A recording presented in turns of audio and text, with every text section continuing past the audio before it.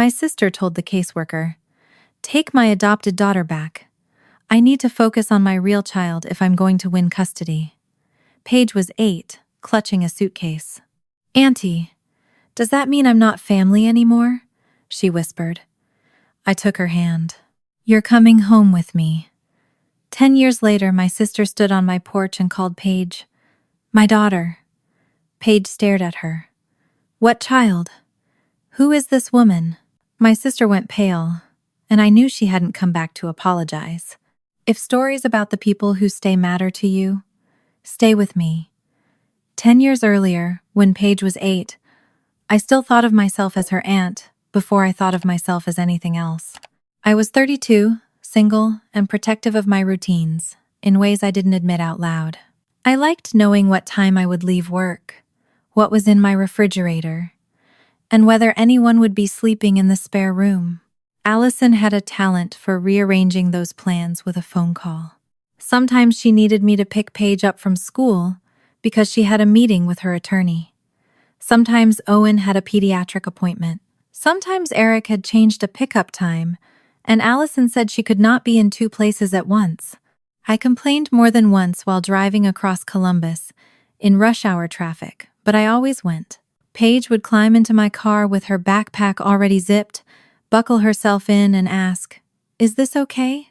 As if taking up the passenger side air required permission. That question bothered me long before I understood why. Most 8-year-olds I knew could turn choosing a pizza topping into a federal negotiation. Paige said whatever I had was fine. She would eat the heel of a loaf without asking whether there was more bread. If I offered her the guest room during a sleepover, she would ask if the sofa was easier to clean. When I bought her a cheap set of watercolor pencils after she spent half an hour staring at them in a craft store, she thanked me 3 separate times and kept the receipt folded in the bag. Allison called her mature. I did too, at first. Then I started noticing that Paige did not behave like a child who trusted adults to meet her needs. She behaved like a guest who had learned the safest way to be invited back. It had not always looked that way between her and Allison. Allison had adopted Paige when Paige was 4, years before her marriage fell apart. I had pictures from those early years. Allison asleep on the couch with Paige across her chest, the 2 of them wearing paper crowns at Paige's 5th birthday, Paige standing on a kitchen chair, while Allison helped her stir pancake batter. Paige called her mom without hesitation. By the time Owen was born, Paige was already the older sister who brought him a blanket when he cried, and announced to strangers that he had her nose, even though he obviously did not. Whatever happened later, I could not honestly say. There had never been love in that house. That was part of what made the change harder to recognize while it was happening. The custody fight over Owen arrived in pieces. First came temporary schedules and handoffs. Then phone calls that Allison took in another room. Then folders on her kitchen counter and a calendar covered with initials I did not understand. Eric was not disappearing from Owen's life. He wanted more time, not less. Allison treated every request as if it were an accusation. She started measuring ordinary parenting days as evidence. A missed preschool pickup became something she had to document. A late exchange became proof that Eric was unreliable. If Paige asked whether Allison could come to a school event on the same afternoon as one of those meetings, Allison would press her fingers to her forehead and say, "Honey, I need you to be the big girl right now." At first, Paige seemed proud of that title. Being the big girl meant she could make her own cereal, find her own socks, sit quietly in the hallway outside an attorney's office with a book in her lap. Then the phrase began to do more work. When Owen wanted Allison at bedtime after a difficult exchange, Paige was the big girl. When Allison canceled a Saturday activity because she needed to prepare paperwork, Paige was the big girl. When Paige came down with a low fever on a day Allison had a custody meeting, she insisted she could stay on my couch with crackers and cartoons because she was the big girl. She stopped asking whether Allison would make things up to her. She started telling me, "Mom has important stuff." One evening I found Paige at my kitchen table doing math homework while I reheated soup. She had erased one answer so many times the paper had thinned into a gray patch. I asked if she wanted help. She said no, then changed it to, "Only if you're not busy." I sat beside her. Halfway through the worksheet, her pencil snapped. She stared at the broken point and whispered, "Sorry." I remember looking at her and thinking that no child should sound guilty because graphite had broken. I gave her another pencil and asked what she was apologizing for. She shrugged and said, "Mom says everybody has a lot going on." I called Allison after Paige went to bed. I did not accuse her of anything dramatic. I told her Paige was trying too hard not to need anyone. Allison's first reaction was irritation, not cruelty. She said I was seeing one night and making a theory out of it. She reminded me that she was raising 2 children while fighting to keep Owen's routine stable and working full-time. Then she softened and said Paige had always been sensitive. "She knows I love her," Allison told me. "She just has to understand Owen needs more from me right now." "More for how long?" I asked. Allison went quiet. "Until this is settled." I should have pushed harder. Instead, I accepted an answer with no end date because I had no legal standing in Owen's case and no desire to become another person Allison had to fight. I told myself Paige had me. I could pick her up. I could keep a toothbrush for her. I could show up to the school things Allison missed. At the time, I thought being the backup adult was enough to balance whatever pressure was building in that house. I did not understand that backup adults are useful only while the child still believes the first adult intends to keep her. The week everything changed, Allison's composure had already started to crack.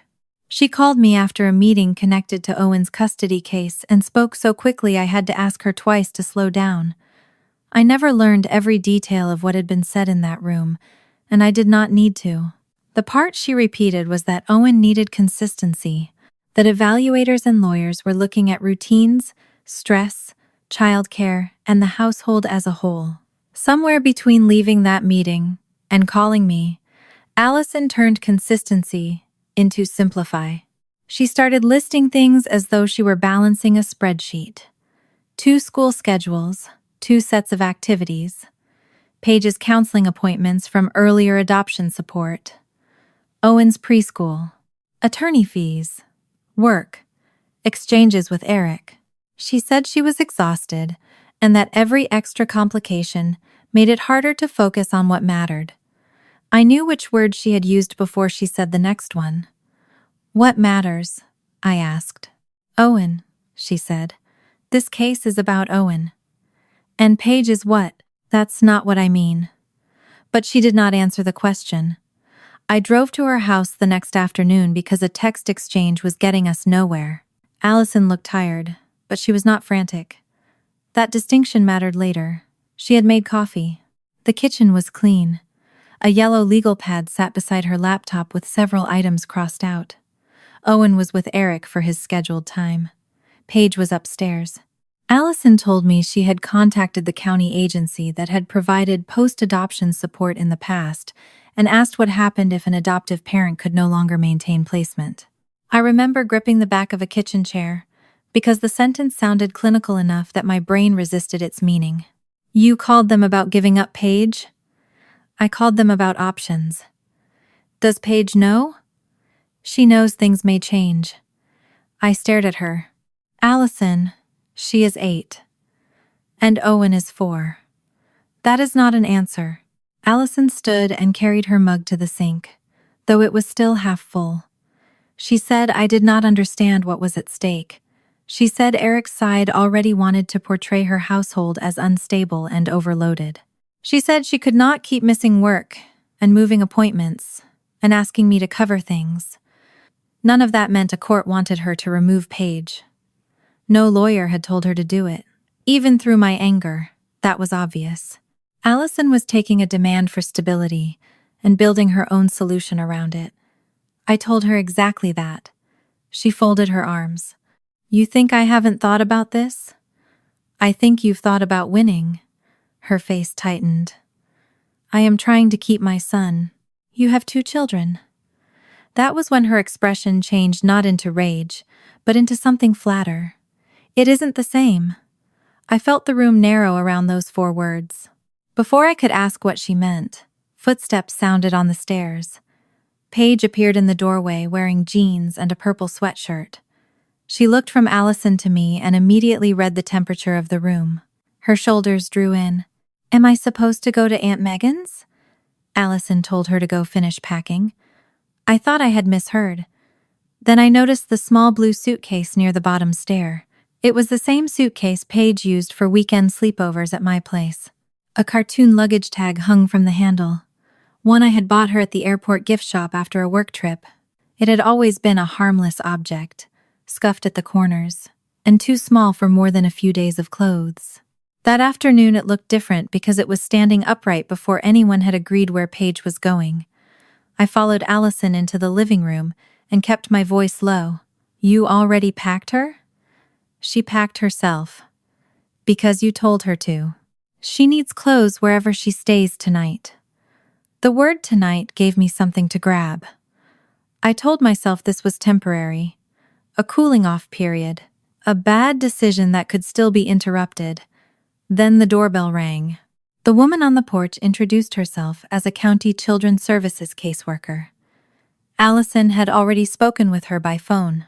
She carried a slim folder, and the tired, careful expression of someone accustomed to entering homes where adults had made decisions children would have to survive. She did not sweep in and take control. She asked questions. She confirmed that Allison was still Paige's legal adoptive mother. She explained, in plain language, that nothing about adoption vanished, because a parent wanted a child placed somewhere else. Any immediate arrangement had to be handled through the agency's temporary custody process and safety checks, and anything permanent would take additional court steps. I remember feeling briefly relieved by the word temporary. Then Paige came downstairs carrying the blue suitcase. She had zipped it all the way around. Her backpack was hooked over one shoulder. She had even tied her shoes. No one had to tell her to stand near the adults. She positioned herself beside the arm of the sofa and went very still. The caseworker crouched slightly so she was not towering over her. She asked Paige if she understood why everyone was there. Paige looked at Allison first. Allison did not move toward her. "I'm staying somewhere else," Paige said. The caseworker asked whether that was what Paige wanted. Before Paige could answer, Allison exhaled sharply, as if the careful language had become an obstacle she was tired of walking around. "Take my adopted daughter back," she said. "I need to focus on my real child if I'm going to win custody." For a second, nobody spoke. The caseworker's face changed first. Not dramatically, just a small tightening around the mouth. I felt heat rush into my own face, but the person I looked at was Paige. She was staring at Allison. Not crying. Not yet. Her fingers had closed around the suitcase handle so tightly the plastic pressed white against her knuckles. She looked down at the floor, then at me, and her voice came out so quietly I almost missed it. "Auntie, does that mean I'm not family anymore?" There are questions adults can answer with facts, and questions where facts are almost an insult. I could have told her adoption was legal. I could have told her adults sometimes say terrible things under stress. I could have told her nothing about blood made Owen more real than she was. None of those answers would have changed what she had just heard. So I crossed the room and held out my hand. "You're coming home with me." Paige looked at my hand for a second before taking it. Her palm was cold. Allison said my name in a warning tone. I turned on her so quickly. The caseworker stepped between us with one hand raised not because anyone was violent, but because the room had reached the point where another sentence could make things worse. She reminded us that Paige was present. That was enough. I swallowed what I wanted to say. The rest of that afternoon was not cinematic. No one slammed a door. No police arrived. No judge made a ruling from a bench. There were forms, phone calls, identity checks, questions about my home, my work schedule, who else lived with me, where Paige would sleep, And whether I understood that agreeing to be a kinship placement was not the same thing as becoming her parent.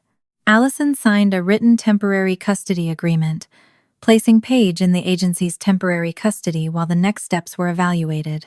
The agency did a quick safety screening of me and my townhouse before approving Paige to stay there. The permanent decisions would come later. That mattered because Allison still had time to stop. The caseworker told her plainly that she was not ending her parental status that afternoon. There would be a case plan. If Allison later pursued permanent surrender, that would require a separate process and court approval. I watched Allison receive every off-ramp in language no one could mistake. She did not take one. She said, "This is best for everyone." The sentence was quieter than the one about her real child. Somehow I hated it more. The caseworker spoke with Paige separately for a few minutes, while I stood in the kitchen pretending not to listen. I heard only fragments. Did she feel safe with me? Yes. Had she stayed at my house before? Yes. Was there anyone else she wanted the worker to call? No. Then came the question that would matter much more than I understood at the time. Where did Paige want to stay tonight? With Auntie, she said. A few minutes later, she said it again with more certainty. I want to stay with Aunt Megan. It was true. Of course it was true. Allison had just told a stranger to take her away. I was the adult standing there with my hand out. There was no mystery in Paige's answer that day. I did not know how easily a true sentence could survive after the reason for it disappeared. By early evening, Paige and I were driving to my townhouse with the blue suitcase in the back seat. She did not ask when she was going back. She did not ask what would happen with school. She watched familiar streets through the window and kept her backpack on her lap, even though there was plenty of room at her feet. I tried twice to start a conversation and stopped both times when I saw the effort it took for her to answer normally. At home, I put fresh sheets on the spare bed while Paige stood in the doorway. The room had a desk, a narrow dresser, and a lamp I had always meant to replace. I apologized for the clutter in the closet and immediately hated myself for making the room sound temporary. We can move things around, I told her. You can put your clothes in the dresser. She nodded. I went downstairs to make grilled cheese because it was the only dinner I could think of that did not require a decision from her. When I came back up, the suitcase was still closed. Do you need help unpacking? No. Okay. She stared at the bed. Do you need me to sleep on the couch? I set the plate down on the desk. Why would I need that? So I'm not in the way. The answer landed harder than anything Allison had said to me all afternoon, because Paige said it as if she were offering something useful. I sat on the edge of the bed, careful not to reach for her, unless she chose the distance. You're not in the way. She nodded once. She did not look convinced. That first night, after she finally fell asleep, I stood in the hallway and looked into the room. Her backpack was beside the bed. Her shoes were lined up underneath it. The blue suitcase stood upright near the door, still fully zipped, as if she expected someone to tell her before morning where she would be sent next. I thought the hardest thing ahead of us would be convincing Paige that my house was not a waiting room. I had no idea that one sentence she had given the caseworker that afternoon, her simple, frightened choice to stay with me, would outlive the room, outlive the paperwork, and wait 10 years for someone to use it again. The next morning, the blue suitcase was still standing beside Paige's bedroom door. She had taken out her toothbrush and one pair of socks, nothing else. When I asked what she wanted for breakfast, she said whatever was easiest. When I told her I had cereal, eggs, and frozen waffles, she chose cereal because it required the least from me. That was how our first week began, not with a dramatic breakdown, but with an 8-year-old trying to leave no fingerprints on the life she had just entered. The county worker returned before the end of that week. She checked smoke detectors, sleeping arrangements, medications, emergency contacts, and the practical things that sound almost insulting beside a child's fear until you understand that practical things are how systems keep children safe. I had to provide work information, references, identification, and permission for background checks. I had to explain who could pick Paige up from school and what I would do if my job kept me late. I remember standing at my kitchen counter filling out forms while Paige colored at the table and realizing that "You're coming home with me" had been the easiest sentence I would say for months. My life had been built for one adult. I had a steady job managing claims operations for a regional company, enough money to pay my mortgage and put something into savings, and a schedule that was predictable only because I had worked hard to make it that way. Paige changed the math immediately. I needed after-school coverage on certain days. I needed a real bed in the spare room instead of the old frame I had been meaning to replace. I needed groceries for a child who insisted she did not need snacks, school forms signed, a pediatrician updated, and time off for agency meetings I had not known existed 48 hours earlier.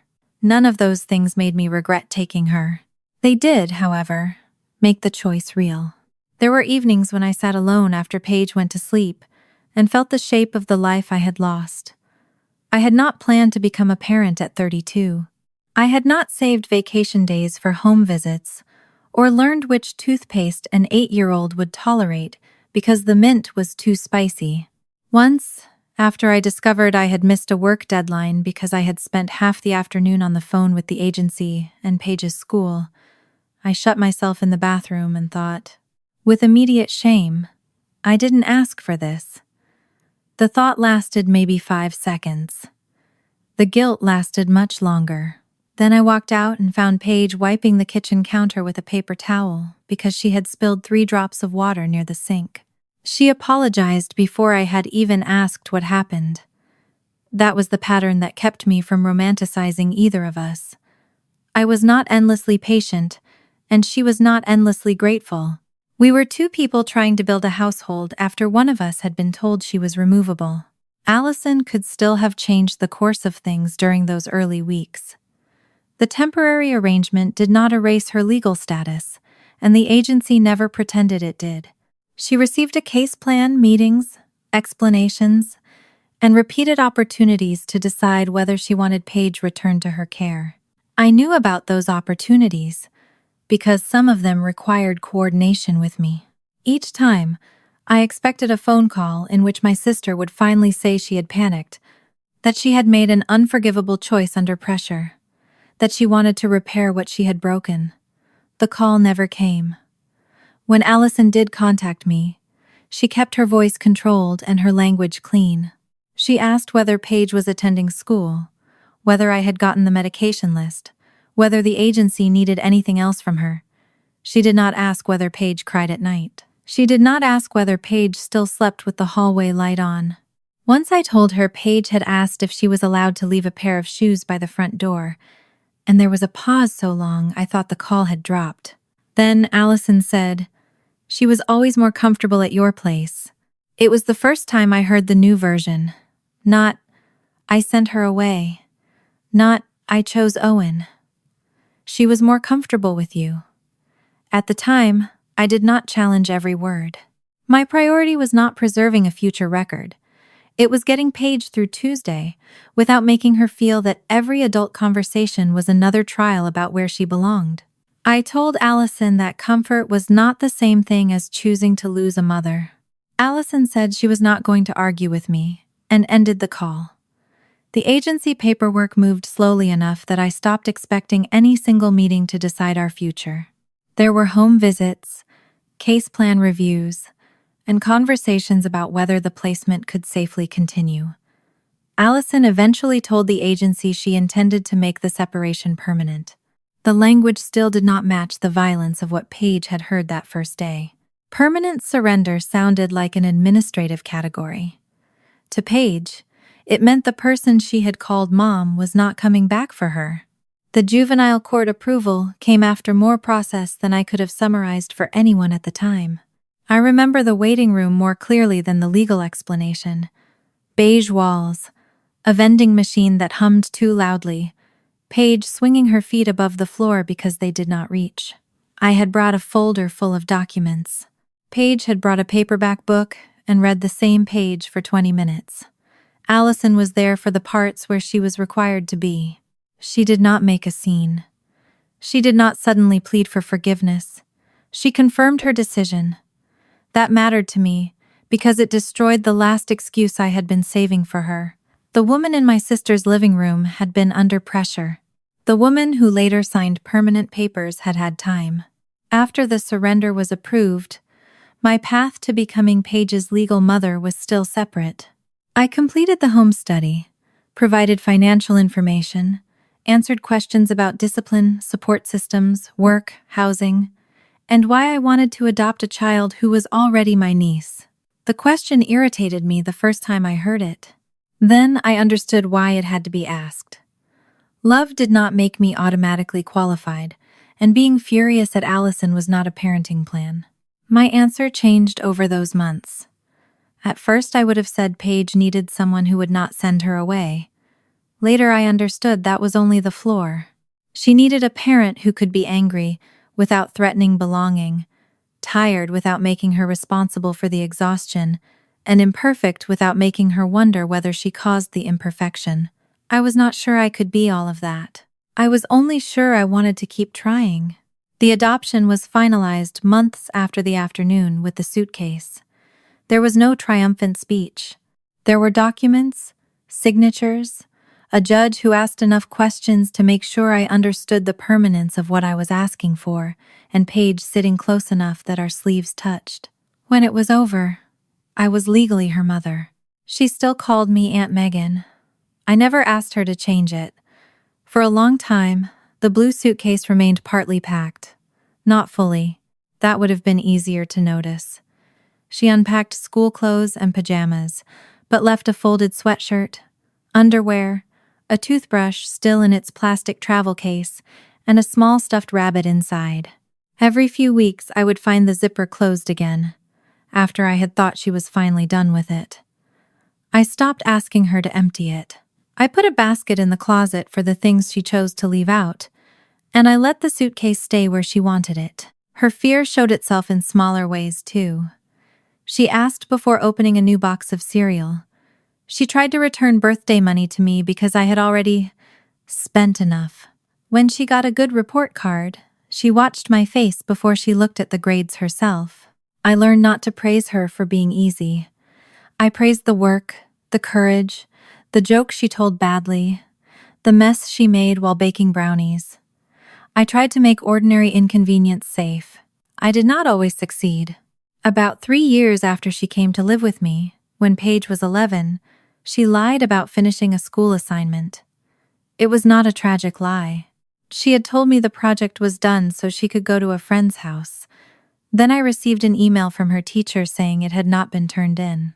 I was tired, embarrassed, and angrier than the offense deserved, because I had spent years believing honesty between us was the one thing we had gotten right.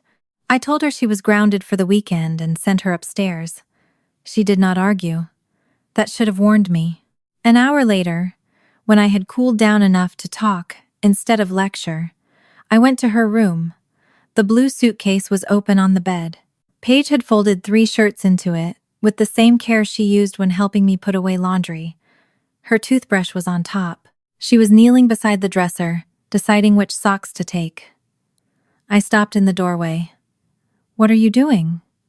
She looked up at me. Her face was dry. "Packing." "For what?" Her eyes flicked toward mine, then away. "You're mad." "I am mad. You lied to me." She nodded as if that confirmed something. I took 1 step into the room. "Paige, where do you think you're going?" That was when her control slipped. Her mouth tightened, and her voice came out smaller than it had in years. "You're mad," she repeated. "So where am I going?" I can still remember the cold that moved through my chest.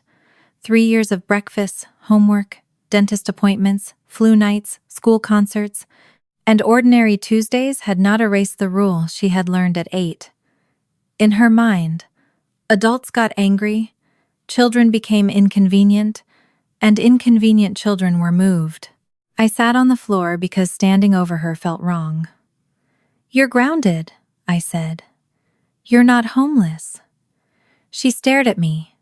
I told her she could be furious with me. She could lie and face consequences. She could make the kitchen filthy, fail a test, slam a door, and cost me money I had not budgeted. None of those things meant she needed a suitcase. I did not give her a speech about forever, because I had learned that promises were cheap to a child who had once heard permanent love reversed in an afternoon. I told her what would happen next. She would finish the project, apologize to her teacher, stay home Saturday, and eat dinner with me that night. Ordinary consequences. Same address. She cried then, finally, but she did not unpack until the next morning. That was the last time the suitcase sat open on her bed, because she thought I might send her away. I did not throw it out. I never wanted safety to become another thing I imposed on her. The suitcase moved to the back of the closet, and eventually other objects accumulated in front of it. Years did what years sometimes do when nobody is watching for a miracle. Paige grew. By 18, she was not the fragile child strangers expected when they heard pieces of her history. She could be sarcastic. She hated early mornings. She drove an old compact car I had helped her buy and complained about the noise it made when the air conditioner started. She worked a few shifts a week and was deciding between community college and a training program that would let her earn sooner. She had friends who knew me as Aunt Megan because Paige had never felt a need to rename me for their comfort. Some habits lasted longer. If I paid for something expensive, she wanted to know what portion she owed. She still disliked asking for rides even when her car was in the shop. When she came home upset, her first instinct was to say she was fine and disappear into her room until she could make the feeling smaller. I knew those habits. I also knew better than to mistake functioning for complete healing. The afternoon the evaluator called was exactly 10 years after Allison had told a caseworker to take her daughter back. I had not spoken to my sister in years beyond the kind of indirect, practical contact that sometimes survives a family rupture because paperwork once connected you. Allison had kept primary residential custody of Owen after the old case. I knew that much. I also knew Eric remained in his life. What I did not know was what their family looked like now, because I had made a deliberate choice not to track them from a distance. Then a court-appointed custody evaluator called me. At first I assumed it was a wrong number. The woman introduced herself, verified my identity, and told me she had been appointed in a current case involving Allison and Eric. She did not give me confidential details about Owen. She explained that she was gathering collateral background relevant to the present custody modification and had learned that a child had left Allison's household during the earlier custody period. A child. I looked across my office at a framed photo of Paige at 17, laughing with her graduation cap crooked on her head. "My daughter," I said. The evaluator corrected herself immediately. She said Paige was 18 now and would have to decide for herself whether she wanted any involvement. She was not asking me to turn over records or give a formal statement on the spot. She wanted to know whether I would be willing to speak later about what I personally observed in 2016 and whether Paige might be willing to provide her own account if she chose. I asked why something that happened 10 years ago mattered to a custody case now. The evaluator paused in the careful way professionals do when a question crosses the boundary of what they can disclose. She said she was examining current parenting concerns and historical context that might or might not prove relevant. She already knew Paige had left Allison's home and ultimately been adopted by me. She did not have Paige's confidential children's services file, and she did not suggest she had any right to it without proper authorization. That should have reassured me. Instead, one sentence from 10 years earlier surfaced in my mind. "I want to stay with Aunt Megan." I had heard variations of it in the agency process and seen later summaries reduce the event to language like Paige had expressed a preference to reside with her aunt. In Owen's 2016 domestic relations case, the underlying children's services notes had never simply traveled with that shorthand. The shorthand itself was true, but I also remembered what came before it. I asked the evaluator whether Allison had told her Paige chose to leave. Another pause. She said she could not discuss Allison's interview with me. That was answer enough to make my stomach tighten. After the call, I sat at my desk for several minutes without touching my keyboard. I could have walked downstairs that evening and told Paige immediately. She was 18. The call involved her history. She had a right to know. Instead, I made the choice I had made too many times over the years when I thought something might hurt her. I decided I would understand it first. I told myself it was practical. I wanted to know what the evaluator actually needed before dropping a 10-year-old custody fight into Paige's lap. I wanted to make sure no one expected her to relive anything. I wanted to know whether Allison was involved in bringing her name into the case. All of those reasons were true. So was another one. I wanted one more evening in which Paige's past belonged only to us. That night, she came home complaining about the air conditioner in her car again and dropped a brochure for a technical program on the kitchen island. She had highlighted tuition numbers and written possible work hours in the margin. I teased her for making spreadsheets before choosing a school. She told me she had learned from the worst person possible and stole one of the strawberries I was cutting. For a few minutes, the house felt exactly as I had spent 10 years trying to make it feel ordinary. Then the doorbell rang. Paige was still in the kitchen. I wiped my hands on a towel and crossed the living room, expecting a delivery or one of the neighbors. Through the narrow glass beside the door, I saw a woman standing on my porch. Older, thinner through the face, hair cut shorter than I remembered. I knew her before my hand reached the lock. Allison. For 1 second, I could hear the custody evaluator's voice from that afternoon, and Paige's 8-year-old voice from 10 years before, layered over each other. I opened the door only as far as the chain allowed. My sister looked past me toward the house, and before I could ask how she knew the evaluator had called, Allison said, "Megan, I need to see my daughter." I kept the chain on the door. Allison's eyes dropped to it, then rose to my face. 10 years earlier, she would have been offended by the gesture. She would have told me I was being dramatic. The woman on my porch only drew in a slow breath and looked past my shoulder again. "Did you hear me?" she asked. "I need to see my daughter." The word daughter landed strangely in my house, not because Paige was not someone's daughter. She was mine, in every legal and practical way that mattered. But Allison had surrendered the right to use that word, as if the 10 years between then and now were an inconvenience in the middle of a sentence. I was deciding whether to shut the door when Paige came out of the kitchen behind me. "Who is it?" she asked. I turned so quickly I nearly caught my wrist in the chain. Paige had one strawberry still in her hand. She was wearing the gray sweatshirt she always stole from the clean laundry basket before I could fold it, and her hair was pulled into a loose knot. Nothing about her looked prepared for a reunion. She glanced at me first, then toward the narrow opening in the door. Allison changed before my eyes. Her shoulders loosened, her mouth softened. For 1 second, she looked less like the woman who had arrived with a purpose, and more like someone trying on an old face. "Paige," she said. Paige stopped moving. It was not the dramatic recognition I had spent years fearing without admitting it. She did not gasp. She did not step backward. She simply stared through the gap as if Allison were a person she had seen somewhere, but could not place. Allison's fingers tightened around the strap of her purse. "It's me," she said. "I just need to talk to my daughter." Paige looked at me. "What child?" she asked. Allison's expression broke. Paige looked back through the doorway, studying her more carefully now. Allison had changed. Her hair was shorter and darker than it had been in the old photographs. The fullness had gone from her cheeks. Fine lines sat at the corners of her mouth. But I knew that was not the whole explanation. Paige's face had the blank strain I had seen when a smell, a phrase, or a room reached some part of her memory before the rest of her could catch up.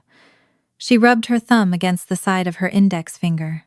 Then she asked me very quietly, "Who is this woman?" Allison went pale. Not metaphorically. I watched the color leave her face from the mouth outward. Her lips parted, but nothing came out.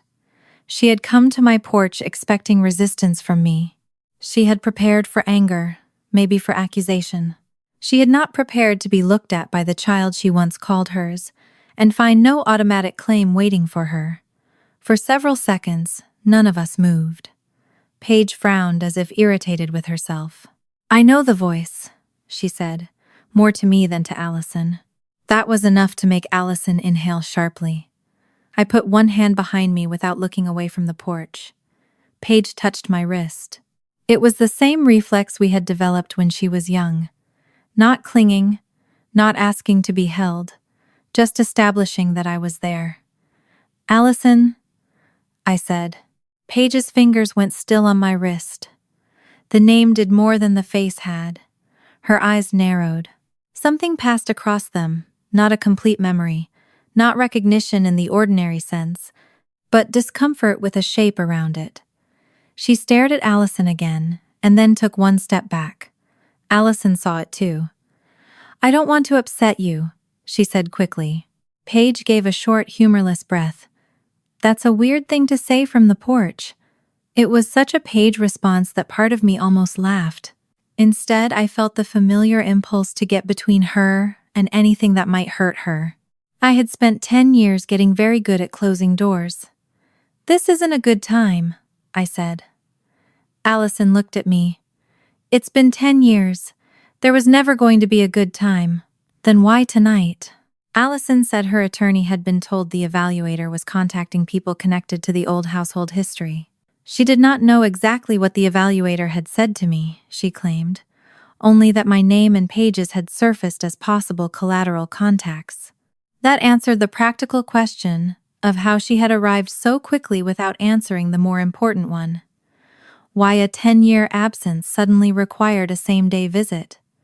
Her gaze shifted toward Paige again. "Because Owen is having a custody problem." There it was. Not an apology. Not "I've missed you." Not "I made the worst decision of my life." Owen.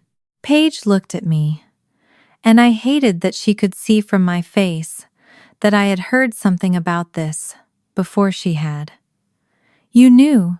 she asked. "I got a call this afternoon," I said. "I was going to tell you after I understood what they were asking." Her jaw tightened. She did not argue in front of Allison, but I knew the look. We would be having that conversation later. Allison noticed it too, because she had always been good at spotting fractures she might widen. "That's why I came myself," she said. I didn't want lawyers and evaluators turning this into something ugly before Paige heard from me. I almost admired the sentence. It made her arrival sound protective instead of strategic. "What exactly does she need to hear from you?" I asked. Allison rested one hand against the porch rail. "That I'm not here to reopen anything. I know we all have different feelings about what happened. I'm not asking Paige to forgive me. I just need a few minutes to explain why her name came up. Explain it here. Megan, no private conversation." Paige's hand dropped away from my wrist. "I can decide whether I talk to someone." The correction hit where it was supposed to. I turned toward her. "You can," I said. "I'm not saying you can't. I'm saying she doesn't walk in here and get you alone, because she showed up unannounced." Paige held my gaze for a moment, then nodded once. Not agreement with everything. Agreement with the boundary as stated. Allison glanced at the chain and said I was making her look dangerous. I told her the lock was doing exactly what it was supposed to do. Paige almost smiled. Allison did not. Then my sister tried another angle. "The current case is looking backward at things that happened when Owen was little," she said. "Your placement is part of that history, Paige. That's all. You were already spending a lot of time with Megan. You wanted to live with her. I agreed to a transition that made sense for you at the time." The words were calm. That made them worse. I heard the old sentence from the phone call 10 years earlier. "She was always more comfortable at your place." Now it had grown into "I agreed to a transition." Paige looked at me. The uncertainty in her face frightened me more than anger would have. "I did want to live here," she said. Allison's attention sharpened. "Yes," she said softly. "You did." I wanted to interrupt. I wanted to put the order of events back into the room immediately. I wanted to say, "You wanted me," after she told the caseworker to take you back. But Paige had not asked me what I remembered yet, and Allison's version was doing something more dangerous than telling an obvious lie. It was taking a true piece and making it carry the whole story. Paige folded her arms. "Did I ask to leave you?" Allison hesitated just long enough for me to see the answer being constructed. "You were unhappy," she said. "You felt safer here. You told the caseworker where you wanted to be. I was in the middle of a terrible custody fight and trying to make decisions for both of you. I let you go where you said you wanted to go." Paige's face stayed flat, but the hand tucked under her elbow had begun to grip the fabric of her sleeve. "You let me go," she repeated. "I'm not asking you to see it the way I do. That's convenient. All I'm saying is that it wasn't as simple as one sentence on one bad day." There was enough truth in that to make it harder to dismiss. A life is never one sentence. But I had also watched Allison sign permanent papers months after the bad day had ended. Pressure explained the first decision. Time exposed the second. I said, "What does any of that have to do with Owen's case now?"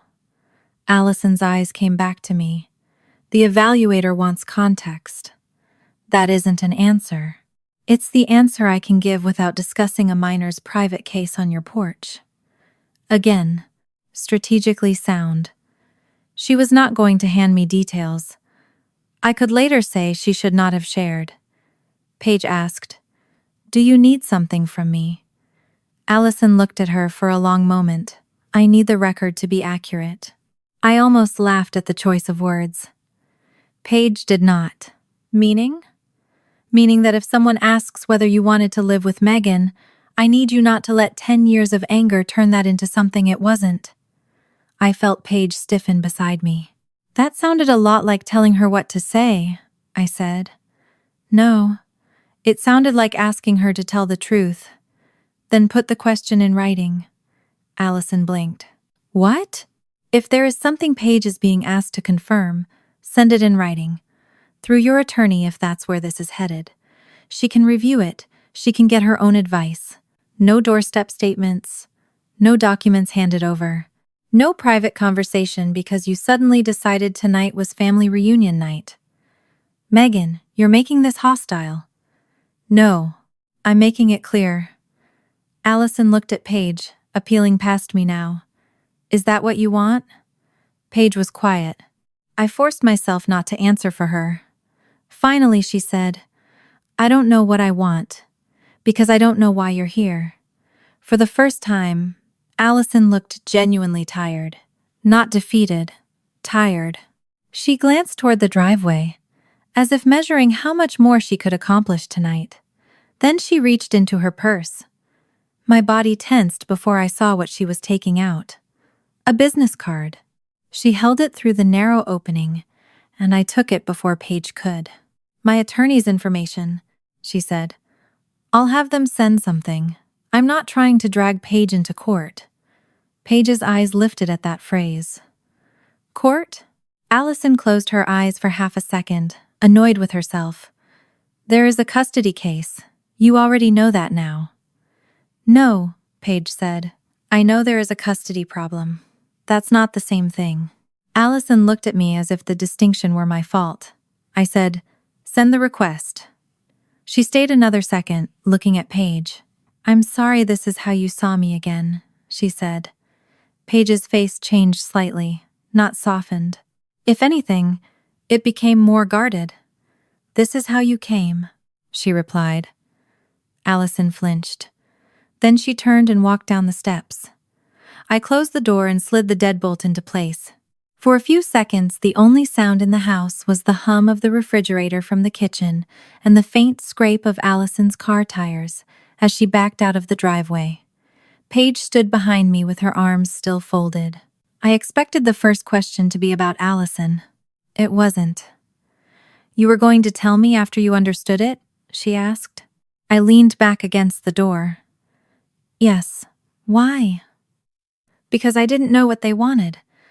I didn't want to drop a legal mess on you before I knew whether you actually had to be involved. Did you think I'd break? No. The answer came too fast. Paige noticed. I corrected myself. I thought it might hurt you, and I wanted to know what I could protect you from before I handed it to you. She looked toward the kitchen. That's not the same as asking me. No, I said. It isn't. She nodded once and went to the island to pick up the technical school brochure she had abandoned when the doorbell rang. I followed, but I did not touch it. Paige sat on one of the stools and stared at the highlighted tuition numbers without seeing them. After a minute, she said, I really didn't know her. I sat opposite her. You recognized something. Her voice felt wrong before her face meant anything. She rubbed the side of her thumb again. Is that stupid? No.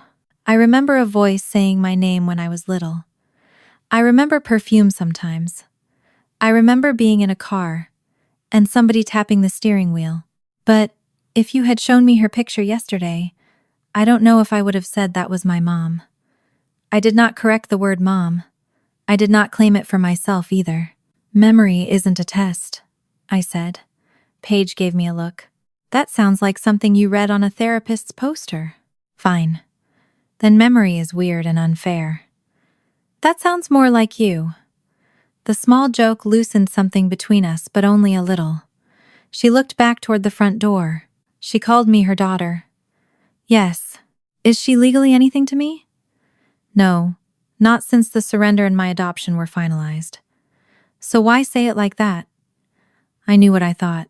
I also knew part of my problem had always been confusing my certainty with Paige's need. I don't know, I said.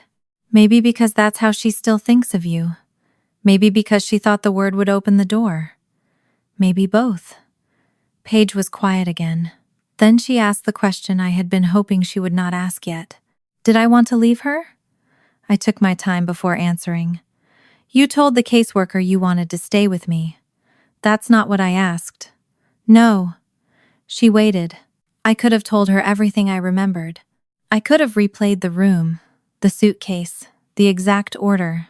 But Allison's version had already put Paige in a position where two adults each seemed to own a story about her childhood. If I rushed to replace Allison's version with mine, I would be doing a gentler version of the same thing. I remember what happened, I said. But I think you deserve to decide how much of my memory you want before I start filling in yours. Paige studied me for a long time. That's annoyingly reasonable. I have moments. She looked down at her hands. I remember wanting to be here.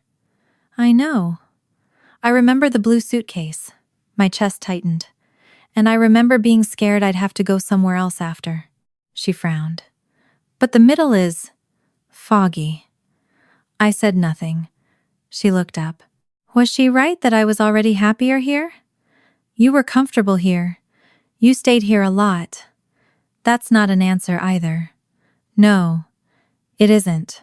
For a moment I saw the 8-year-old who had learned to ask the safest version of every question. Then Paige exhaled and sat straighter. I don't want to do this tonight. Okay. And I don't want you calling anyone without telling me. The request stung because I had earned it. Okay. She picked up the technical school brochure and carried it upstairs.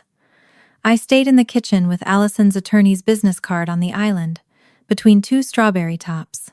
The written request arrived the next afternoon. Not from Allison directly, from her attorney. The message noted that the evaluator's interview schedule was already moving and asked for a response within several days if Paige was willing to participate.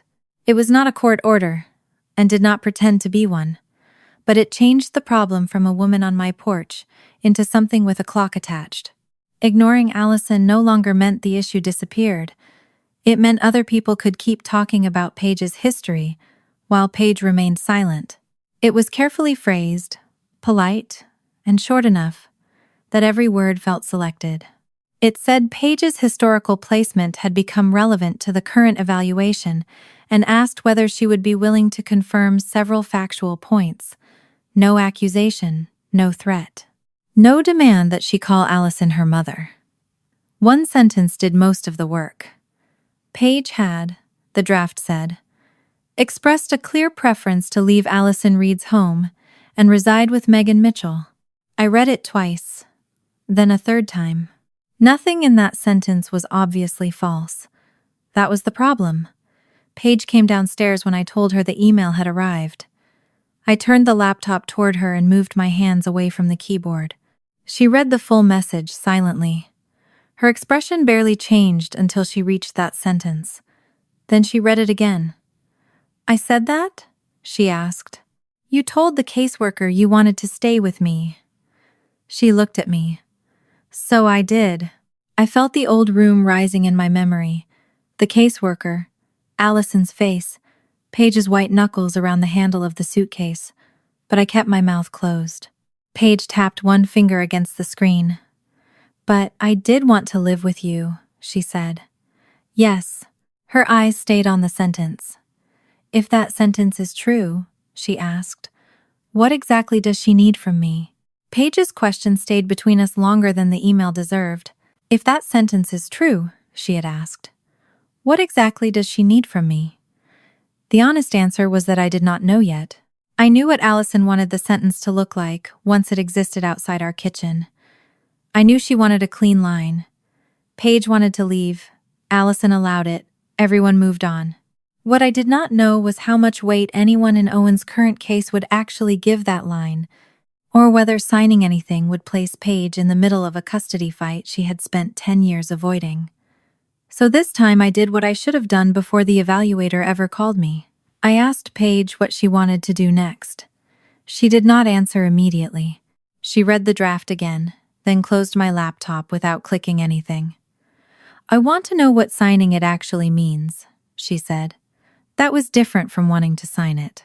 I told her I knew an attorney through work who could give us the name of someone who handled family matters without being connected to Allison or Eric. Paige made me promise that any call would be hers, not mine. The correction stung less than it had the day before, because I had begun to understand that discomfort was not the same as being wronged. 2 days later, Paige and I sat in the office of a woman named Dana Park, an attorney whose waiting room had gray chairs, a fake plant, and a bowl of peppermints no one touched. Paige had asked me to come. She had also told me, before we went in, that if Dana asked her a question, I was not allowed to answer just because I knew more history. Before we went in, Paige reminded me that answering with my face still counted as answering. I told her I could not control my face. "You could try," she said. It was the first normal exchange we had managed since Allison appeared on the porch. Dana did not make the meeting dramatic. She looked at the draft Allison's attorney had sent, asked Paige what she had already agreed to, and explained that Paige was not a party in Owen's custody case. No one had handed her a subpoena. No judge had ordered her to sign anything. A statement from her would not decide where a 14-year-old lived. The current case was about current circumstances and Owen's best interests. Something that happened 10 years earlier might matter as background or credibility context if it connected to a present concern, but it was not a switch that moved custody from one parent to the other. Paige listened more closely to that than to anything else. "So if I don't sign this, I'm not deciding anything?" she asked. "No," Dana said. "And if you do sign it, you're still not deciding anything. But if you put your name under a sentence, you should be comfortable with what the sentence means, not just whether the individual words are technically accurate." That distinction settled over the room. Dana pointed out that the draft had been prepared by Allison's side. That did not make it fraudulent. It made it advocacy. Their job was to present facts in the form most helpful to their client. Paige had no obligation to adopt their wording. If she eventually chose to speak to the neutral custody evaluator, she could give her own account rather than sign someone else's summary. If she did not remember something, she could say so. If she remembered only part of an event, she could say that too. The entire legal explanation took less than 15 minutes. What mattered was the decision that came out of it. Paige did not sign. Not then. We walked back to the car with the unsigned draft in a folder. Paige carried herself. She did not look relieved. If anything, she looked more unsettled. Because now the question was no longer whether Allison's attorney could force her to do something. The question was what Paige herself believed was true. She waited until I pulled onto the main road before speaking. I wanted to live with you. I kept my eyes on traffic. Yes. You keep saying it like there's something after the yes. There is. She turned toward me. Then tell me. My grip tightened on the steering wheel. There were several ways I could have answered.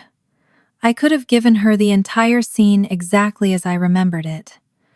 I could have told her what Allison said before Paige chose me. I could have used my certainty to wipe away the doubt Allison had planted. Instead, I asked, "Are you asking for my memory? Or are you asking what the documents say?" Paige frowned. Why does that matter? Because those are different things. She looked out the window for a while. Bare trees and new spring grass blurred past the passenger side. Your memory first. I told her what I had personally heard that day. I kept it narrow. Allison had asked the agency to take temporary custody. Allison had said she needed to focus on her real child if she was going to win custody. Paige had asked whether that meant she was not family anymore. I had told her she was coming home with me. Later, when the caseworker asked where she wanted to stay, Paige had said she wanted to stay with me. Paige did not react the way I expected. There was no sudden recovery of the missing middle. She sat very still. I remember the suitcase, she said eventually. And I remember you holding your hand out. I waited. I don't remember her saying real child. Not like a recording. I know. But you do. Yes. Her face tightened. So, now I'm supposed to pick between what you remember and what she says I wanted? That is not what I'm asking you to do. It kind of is. The unfairness in that sentence made me want to defend myself. I had spent 10 years proving, through action, that I was not Allison. I wanted credit for the distinction. That impulse was exactly why I needed to keep my mouth shut for a second. Paige looked down at the folder in her lap. What if I did want out before that day? What if I was happier with you, and everybody knew it? You were comfortable with me, I said. You stayed with me a lot. That part is true. And what if she knew I'd rather be here? I don't know what she believed. Paige turned toward me sharply. You always know what you think she believed. That is not the same as knowing. The answer irritated her, which told me it was probably the right one. At home, we put the draft on the kitchen table. Paige read it line by line with a pencil in her hand, marking words that bothered her. She circled clear preference. She underlined leave Allison Reed's home. Then she drew a line beside reside with Megan Mitchell and wrote true in the margin. I watched her separate the sentence into pieces. That's the problem, she said. It's all true enough that I sound ridiculous if I say it isn't. You do not have to call it false. Then what do I call it? I don't know yet. She dropped the pencil. You keep saying that. Because I don't want to make up an answer because I hate the person who sent it. Paige stared at me. I had surprised both of us. My anger toward Allison was not subtle. Paige had grown up knowing it existed even when I kept my sister's name out of ordinary conversation. But anger could make a clean story feel better than an accurate one. Allison was the woman who had given Paige up. She was also the woman who had adopted her at 4, taught her to make pancakes, and once slept with a sick child on her chest. Those truths did not cancel each other. They made the later choice worse, not simpler. Paige pushed the draft away. I don't want to sign a sentence just because it's technically true, she said. I exhaled. Then she added, but I don't want you deciding that means I'm staying out of this either. The breath stopped halfway out. I didn't say that. You were about to. I was about to say I think we should be careful. You were about to say you don't want me involved. She knew me too well. I don't. Paige leaned back. There it was, the mistake stated plainly enough that neither of us could pretend I had not made it. I don't want her using you, I said. I don't want a lawyer picking through what you remember and what you don't. I don't want Owen's custody case turning your childhood into an argument. Paige's expression hardened at Owen's name. He was 4, she said. He didn't do anything, so why do you say his name like he's part of what she did? I started to deny it. You do a little, Paige said. That stopped me. I had spent 10 years insisting Owen was innocent, yet some part of me still heard Allison's words whenever his name came up. My real child. I had never blamed a 4-year-old boy, but I had allowed the sentence around him to become so poisoned that I had kept him at emotional arm's length even in memory. Paige looked at the draft again. If this can hurt him, she said, I need to understand how. You heard Dana. This alone does not decide his case. But Allison thinks it matters enough to show up after 10 years. That was the part I could not answer. The deadline in Allison's attorney's email was 3 days away.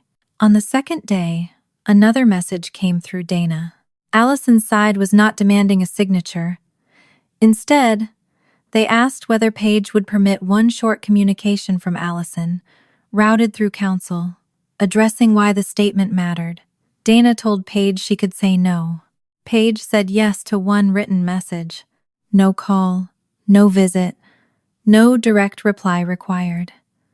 I hated the decision and kept that hatred to myself. The message arrived that afternoon.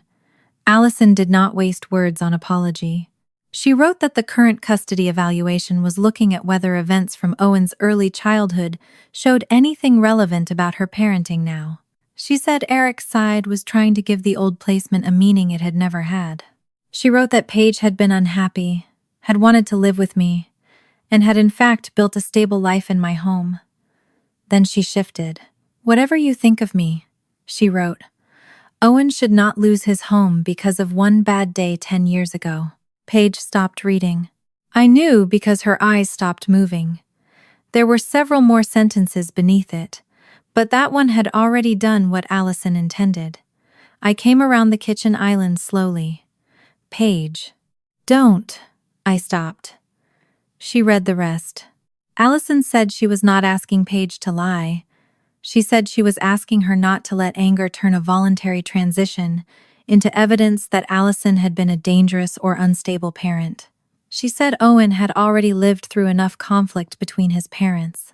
She ended with a line about protecting a child from adult mistakes. The hypocrisy of it made something hot rise through me. Paige did not look angry. That frightened me more. She closed the message and asked, could he actually lose his home? We do not know what the current case is asking for.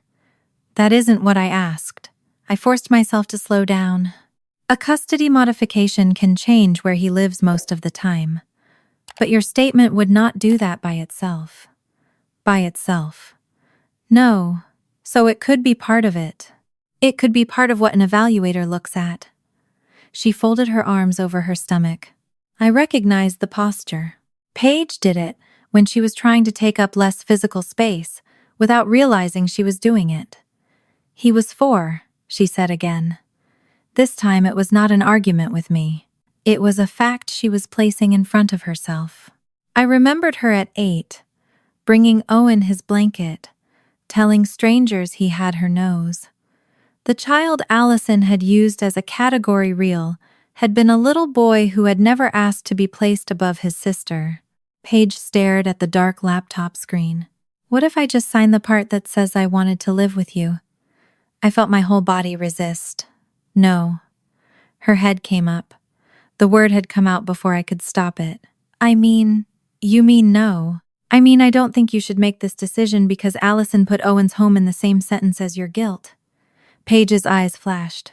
You don't get to tell me what my reason is. I know exactly what she's doing. Maybe. That doesn't mean you know what I'm doing. She is using him to get you to shrink the story. And what are you doing? The question cut cleanly. I'm trying to protect you. From choosing wrong? From being manipulated. You don't hear how similar that sounds? I stepped back from the island. Paige's voice had not risen. That made it harder to dismiss as anger. She tapped the laptop once. She tells me I need to do this for Owen. You tell me you won't let her use me. Both of you are talking like the decision belongs to whoever understands me better. That's not fair. No, it's not. The answer came so fast, I almost missed what she meant. None of it was fair. Not the old story. Not the new case. Not being 18, and asked to decide how much of an 8-year-old's fear should become evidence in someone else's custody dispute. Paige looked exhausted. I don't want Owen hurt because of me. He will not be hurt because of you. You cannot promise that. She was right. I hated it. A legal case is built from pieces. No single piece may decide anything, but that does not make the pieces weightless. If Paige spoke, her history might matter.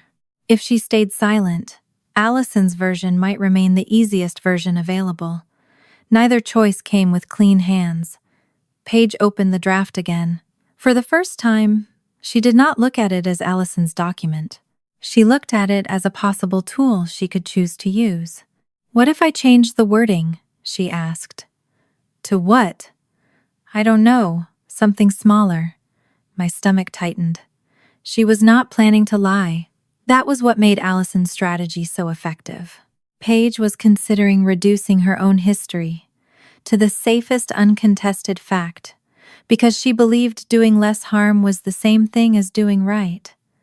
She picked up her pencil and crossed out clear. Then she crossed out leave Allison Reed's home and wrote wanted to reside with Megan Mitchell. The new sentence was narrower, cleaner, more dangerous in a different way. I sat down across from her. Do you believe that sentence says everything you want it to say? No. Then why sign it?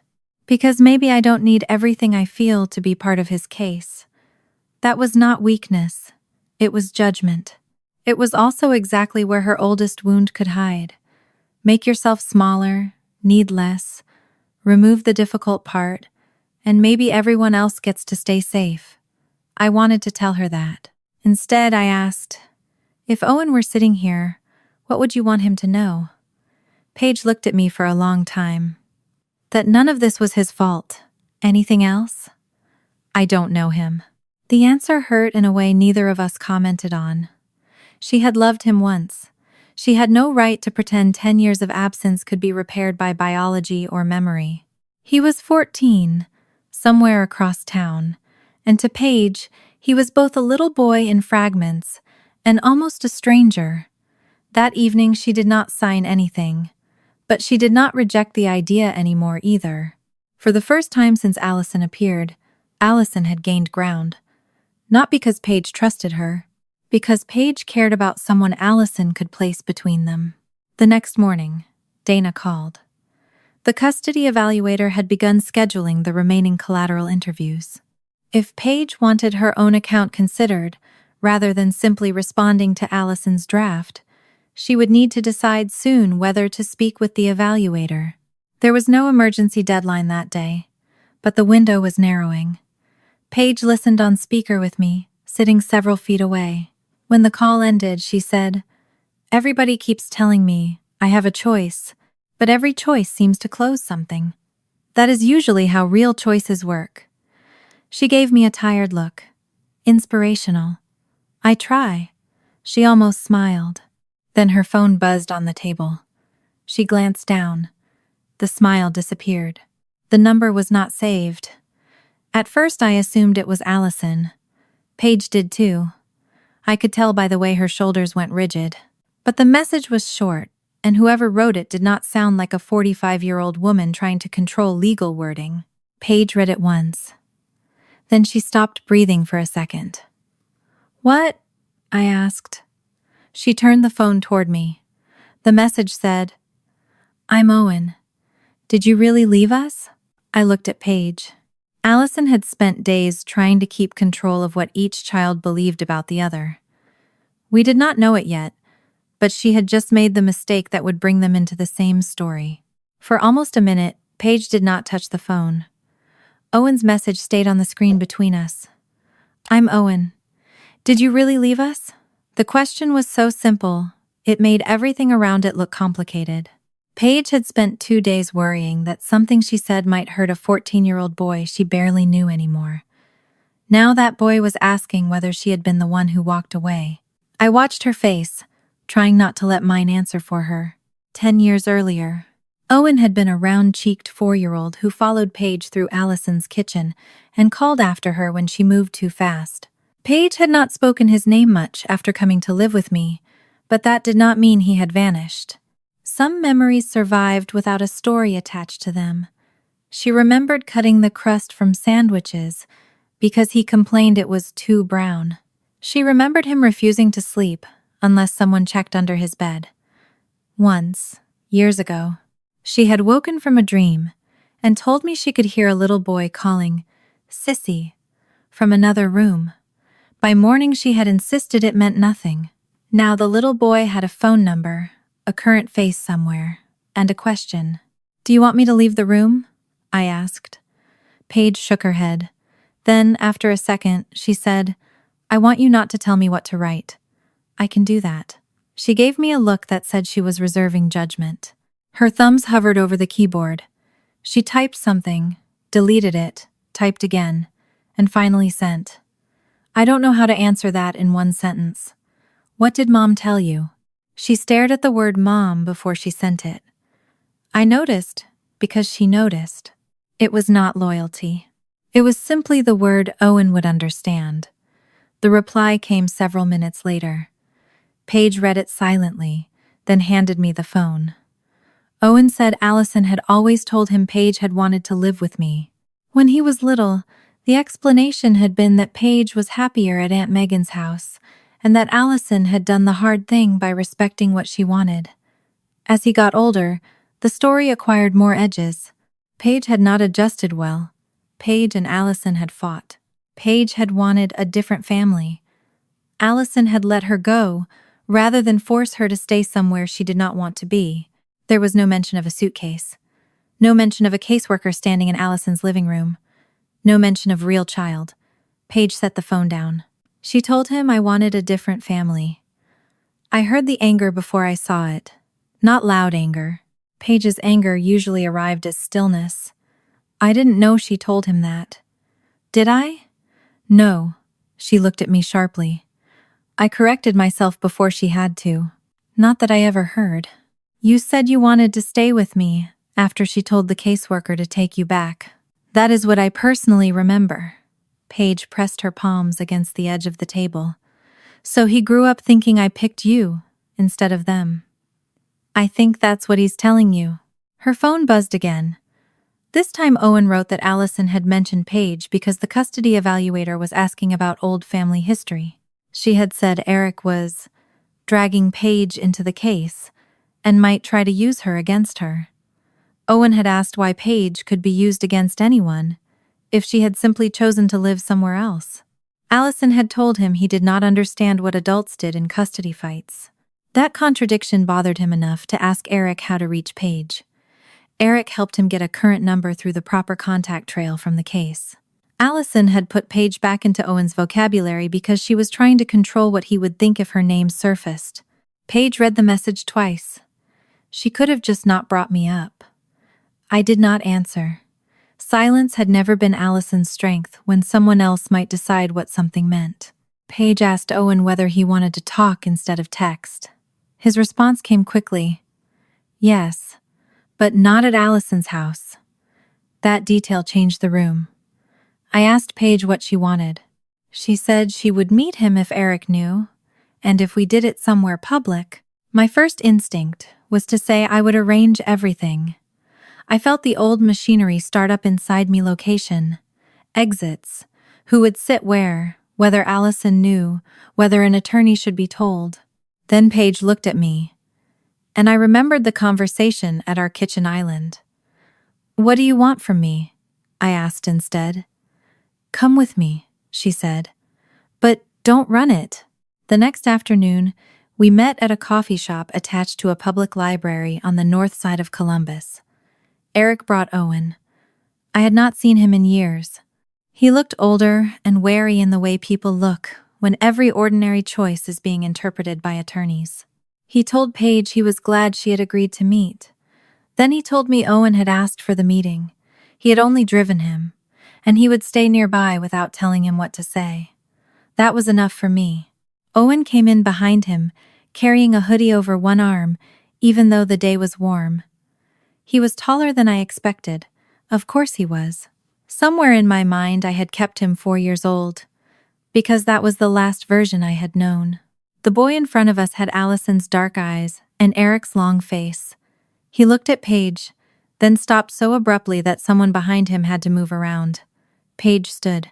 For one strange second, neither of them seemed to know what people in their situation were supposed to do. Owen solved it by saying, "You look different from the pictures." Paige let out a small breath. "You were 4 in mine." He nodded. "Yeah." There was no hug. I was grateful. They sat across from each other. Eric took a table far enough away that he could see Owen without hearing every word. Paige had asked me to stay at the end of their table. I did. I ordered coffee I did not want, and made myself keep my hands around the cup. Owen looked at Paige for a long time before asking the same question he had texted. "Did you leave us?" Paige did not rush. "I left the house," she said. "I wanted to go with Aunt Megan." His expression tightened. I could almost see Allison's version slotting into place. Then Paige added, "But I don't think that's the whole beginning." Owen frowned. "What does that mean?" "It means I remember wanting to go. I also remember being scared. Megan remembers things that happened before I said I wanted to go. I'm trying to figure out what belongs to my memory and what belongs to hers." That was more careful than most adults would have been. Owen picked at the cardboard sleeve on his drink. "Mom says you were unhappy there." "I probably was sometimes. She says you wanted another family." Paige's jaw shifted. "I wanted Aunt Megan after something happened. I don't remember ever sitting down before that and deciding I wanted a different family." He looked toward me. I said nothing. Paige noticed and almost smiled. Owen did not. "Mom said Aunt Megan hated her and made everything worse." "That part sounds like her," Paige said. I gave her a warning look. She corrected herself. "That's my opinion, not evidence." The corner of Owen's mouth twitched for the first time. The resemblance between them was not physical. It was that exact impulse, to use humor, to test whether a room was safe enough to stay in. They talked for a while, about facts small enough not to threaten anyone. Owen asked whether Paige really remembered him. She said not in a straight line. She remembered crustless sandwiches, a red plastic cup, a stuffed dinosaur he carried by one leg. She remembered him saying "sissy" when he wanted something because he had learned the word worked better than her name. Owen stared at her. "I had a green dinosaur." Paige blinked. Then she laughed once, surprised. "Maybe my memory is worse than I thought. It had red spikes." That feels unfairly specific. The moment lasted less than a minute, but it changed something in her face. Owen stopped being only the boy Allison had called her real child. He became a person who could correct the color of his own dinosaur. I could see Paige beginning to relax, which made what came next hit harder. Owen asked why Allison needed Paige's old story in the current case. Paige said, "She told me your home could be affected."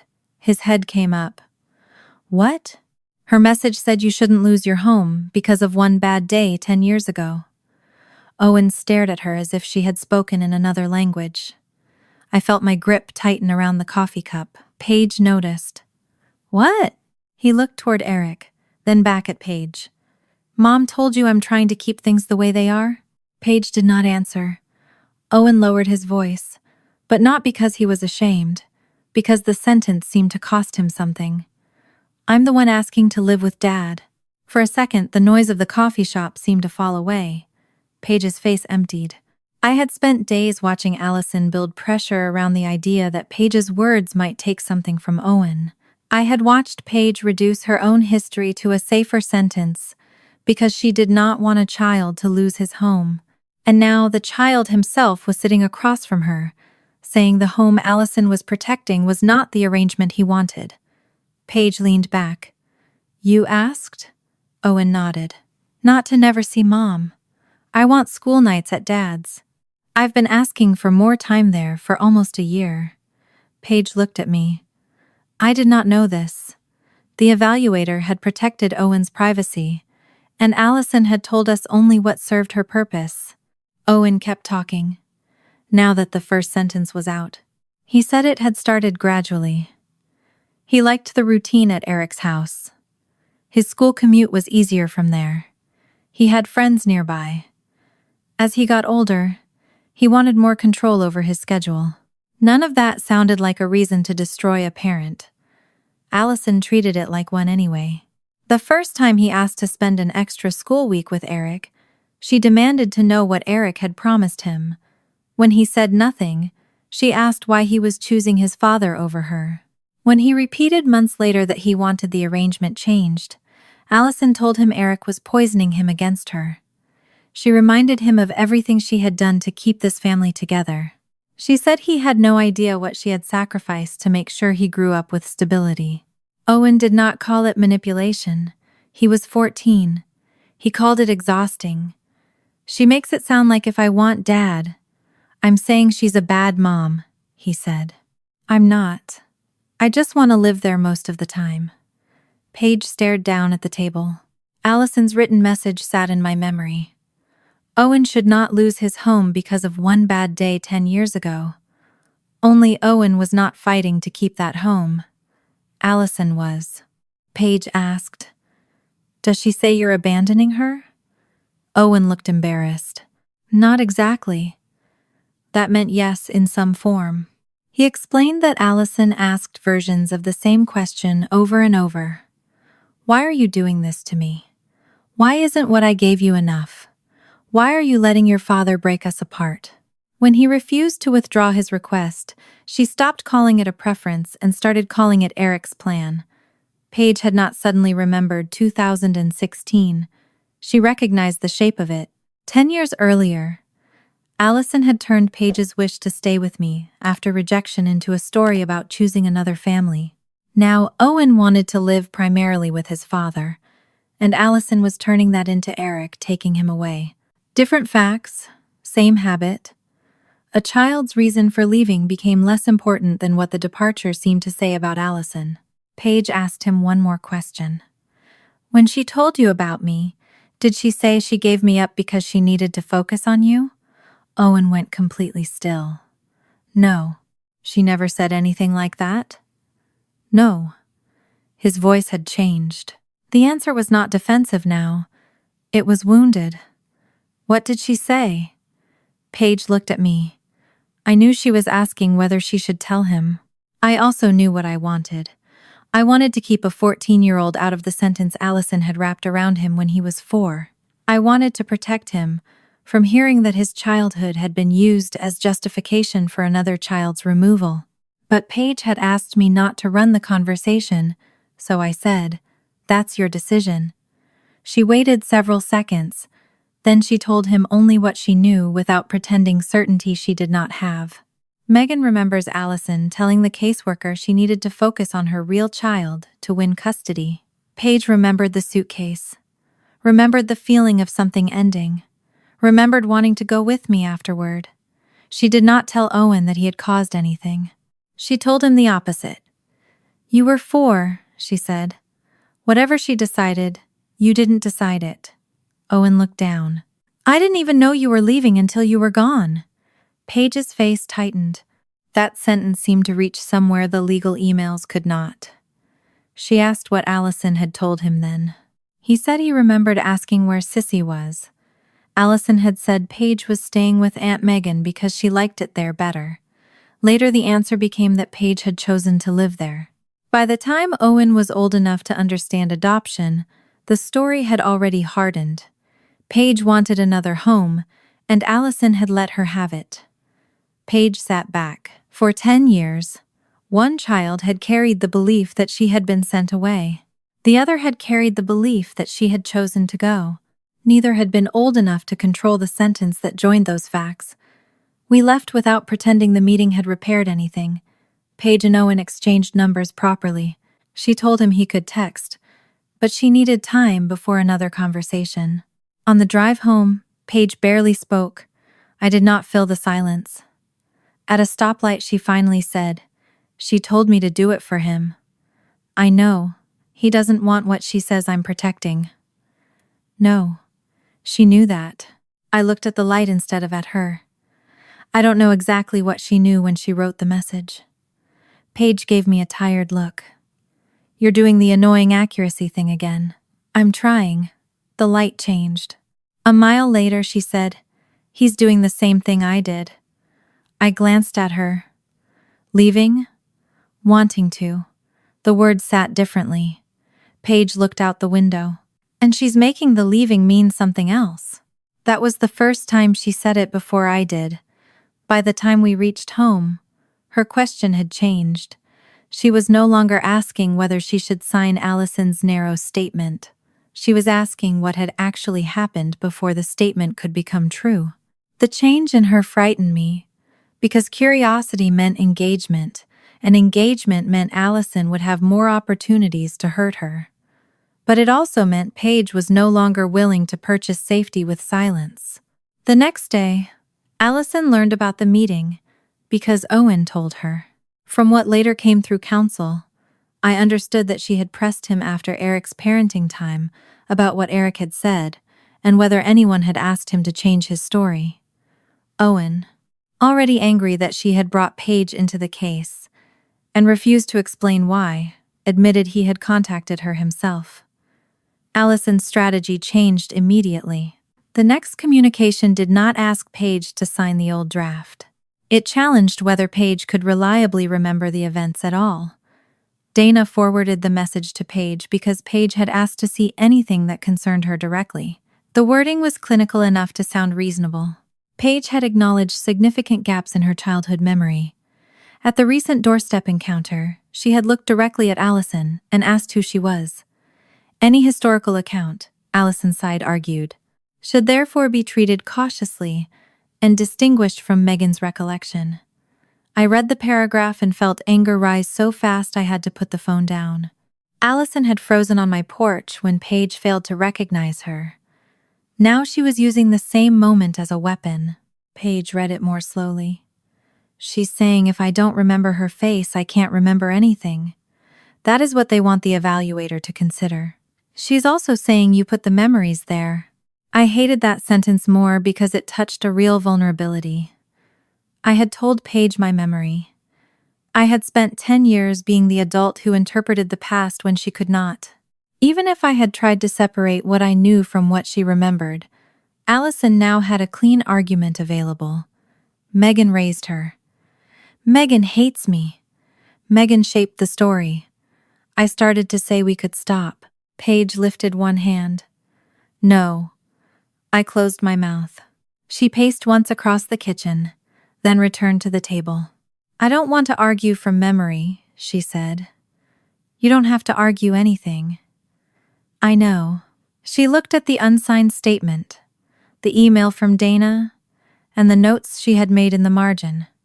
Then, she looked at me. For the first time since Allison came back, there was no question in her face about whether she should make herself smaller for someone else. There was a different question: who had decided what her childhood meant? Paige pulled the draft toward her and turned it over to the blank side. "I don't want her version or yours," she said. "I want to know what happened, in the order it happened." The next morning, Paige made 2 lists. The first was headed "What I Remember." The second was headed "What Other People Say Happened." She wrote them on opposite sides of a sheet of notebook paper at the kitchen table while I made coffee and tried not to hover. Under the first heading, she put, "Blue suitcase. Aunt Megan's hand, being scared. Wanting to go home with Aunt Megan." Allison's voice felt familiar later. Face didn't. Under the second she wrote, "Mom said I wanted another family. Megan remembers. Real child. Caseworker wrote I wanted Aunt Megan. Allison says it was a voluntary transition." Then she drew a line between the columns and wrote one question across it. What came first? That was the part no amount of arguing could answer safely from memory alone. Dana had already told Paige that the old Children's Services records were not sitting in Owen's custody file waiting for someone to discover them. They were confidential records connected to Paige's own placement. At 18, Paige could request the portions concerning her time in agency custody and kinship care. The agency could still redact information that belonged to other people. Megan Mitchell, angry aunt, and later adoptive mother, could not simply demand the entire file because I wanted to prove my sister wrong. I was grateful for that boundary and irritated by it at the same time. Paige completed the request herself. Dana helped her phrase it narrowly. Records relating to the temporary custody agreement, placement decision, Paige's stated wishes, caseworker contacts, and the transition into my home. Paige signed the request. Paige chose the email address. Paige chose whether I could be copied. She did not copy me. I noticed. I also did not ask her to change it. For years I had believed good parenting meant making sure danger reached me before it reached her. Now we were dealing with something more complicated than danger. Information could hurt Paige and still belong to her. Keeping it from her because I could bear it more easily was no longer protection. The waiting was worse than the paperwork. For 3 days, nothing happened except ordinary life, trying to continue around a question that had become impossible to ignore. Paige went to work. I went to mine. Owen sent one short message saying he was sorry if the meeting had made things harder. Paige answered that it had made things clearer, not easier. They did not start texting every hour. I was glad. Whatever relationship might exist between them later did not need to be manufactured while a court case was still pressing on both of them. Allison did not contact Paige again directly. Her attorney's position about Paige's memory remained where she had placed it. Paige had gaps. Paige had failed to recognize Allison at the door, and anything Megan remembered should be separated from what Paige independently remembered. The argument infuriated me because it was not stupid. If Allison had said Paige remembered nothing, the claim would have been easy to reject. Paige remembered plenty. If she had said, I invented the entire past, the records of surrender and placement would have made that absurd. Instead, Allison had chosen the narrowest vulnerable point. Paige had lived with me for 10 years. I hated Allison. Paige's memory was incomplete. Therefore, anything that sounded too much like my account could be portrayed as mine first and Paige's second. It was the kind of argument that did not need to be completely true to create doubt. Paige understood that before I said it. That's why I want the records, she told me one evening. Not because paper is magic, because paper was there before I was 18 and angry. I almost corrected the word angry. Paige had every right to be angry. Then I understood what she meant. She wanted something that existed before the current fight had given all of us motives. The agency responded on the 4th business day. They did not send a dramatic secret file. They sent instructions first, then identity verification, then a set of records with black bars across portions that involved other people. Some pages were administrative. Dates, placement addresses, safety checks, signatures. Others were short case notes written in the flat language of professionals trying to record a family crisis without becoming part of it. Paige opened the PDF on her own laptop. She asked me to sit beside her. That mattered more to me than I let show. We started with the later summaries because they were easier to read. One sentence appeared in more than one form over the months that followed Paige's removal. Child expressed preference to reside with maternal aunt. In another place, child reports feeling comfortable in aunt's home and wishes placement to continue. Paige leaned back. There, she said. That's what she's been saying. Yes, and it's true. Yes, she gave me a look. You really enjoy that word lately. No, I just don't want to lie, because the truth is inconvenient. She scrolled. The later notes did not say Paige had demanded to leave Allison before anyone discussed removal. They did not say she had begged for another family, but they also did not contain the emotional sequence in the form Paige wanted. They were summaries. A professional reading them, years later, could reasonably come away with the impression that Paige's preference had been one of the drivers of the placement. Paige's mouth tightened. "That's how it happened," she said. "Not the event, the story." I understood what she meant. No one needed to forge a document. Time did the softening. A child's answer became a placement preference. The placement preference became evidence that the move fit what the child wanted. The reason she had needed a new place to sleep moved farther and farther from the sentence. We kept going. Then we reached the notes from the day Allison called the agency. The page was partly redacted. Eric's information was mostly gone. Details about Owen were reduced to references to another minor child. But Allison's own statements about Paige and the placement remained because they were directly tied to Paige's case. The first note recorded the phone call before I arrived at Allison's house. Allison reported that she could no longer maintain Paige in her home while managing a high-conflict custody matter involving another child. She asked about temporary custody and possible permanent surrender. Paige read the sentence twice. "She called before you came." "Yes, you told me that." "I did. But this means she had already started the process before the argument, you remember." "Yes." That fact did not surprise me. It changed something in Paige anyway. It made the scene less like a sentence spoken in a moment of rage, and more like a decision already moving by the time I walked through the door. The next note summarized the caseworker's arrival. It described Paige standing with luggage. It recorded that Allison confirmed she wanted the agency to take temporary custody while she considered permanent surrender. Then came a sentence that made Paige stop scrolling. Mother stated she needed to focus her resources and attention on her biological son and ongoing custody litigation. The wording was not identical to what I remembered. There was no quotation mark around real child. I felt Paige look at me. "That's not your sentence." "No." "Close, though." "Close." She scrolled down one line. The caseworker had added a brief, direct quotation after that summary. Mother stated, "I need to focus on my real child if I'm going to win custody." Paige stopped breathing.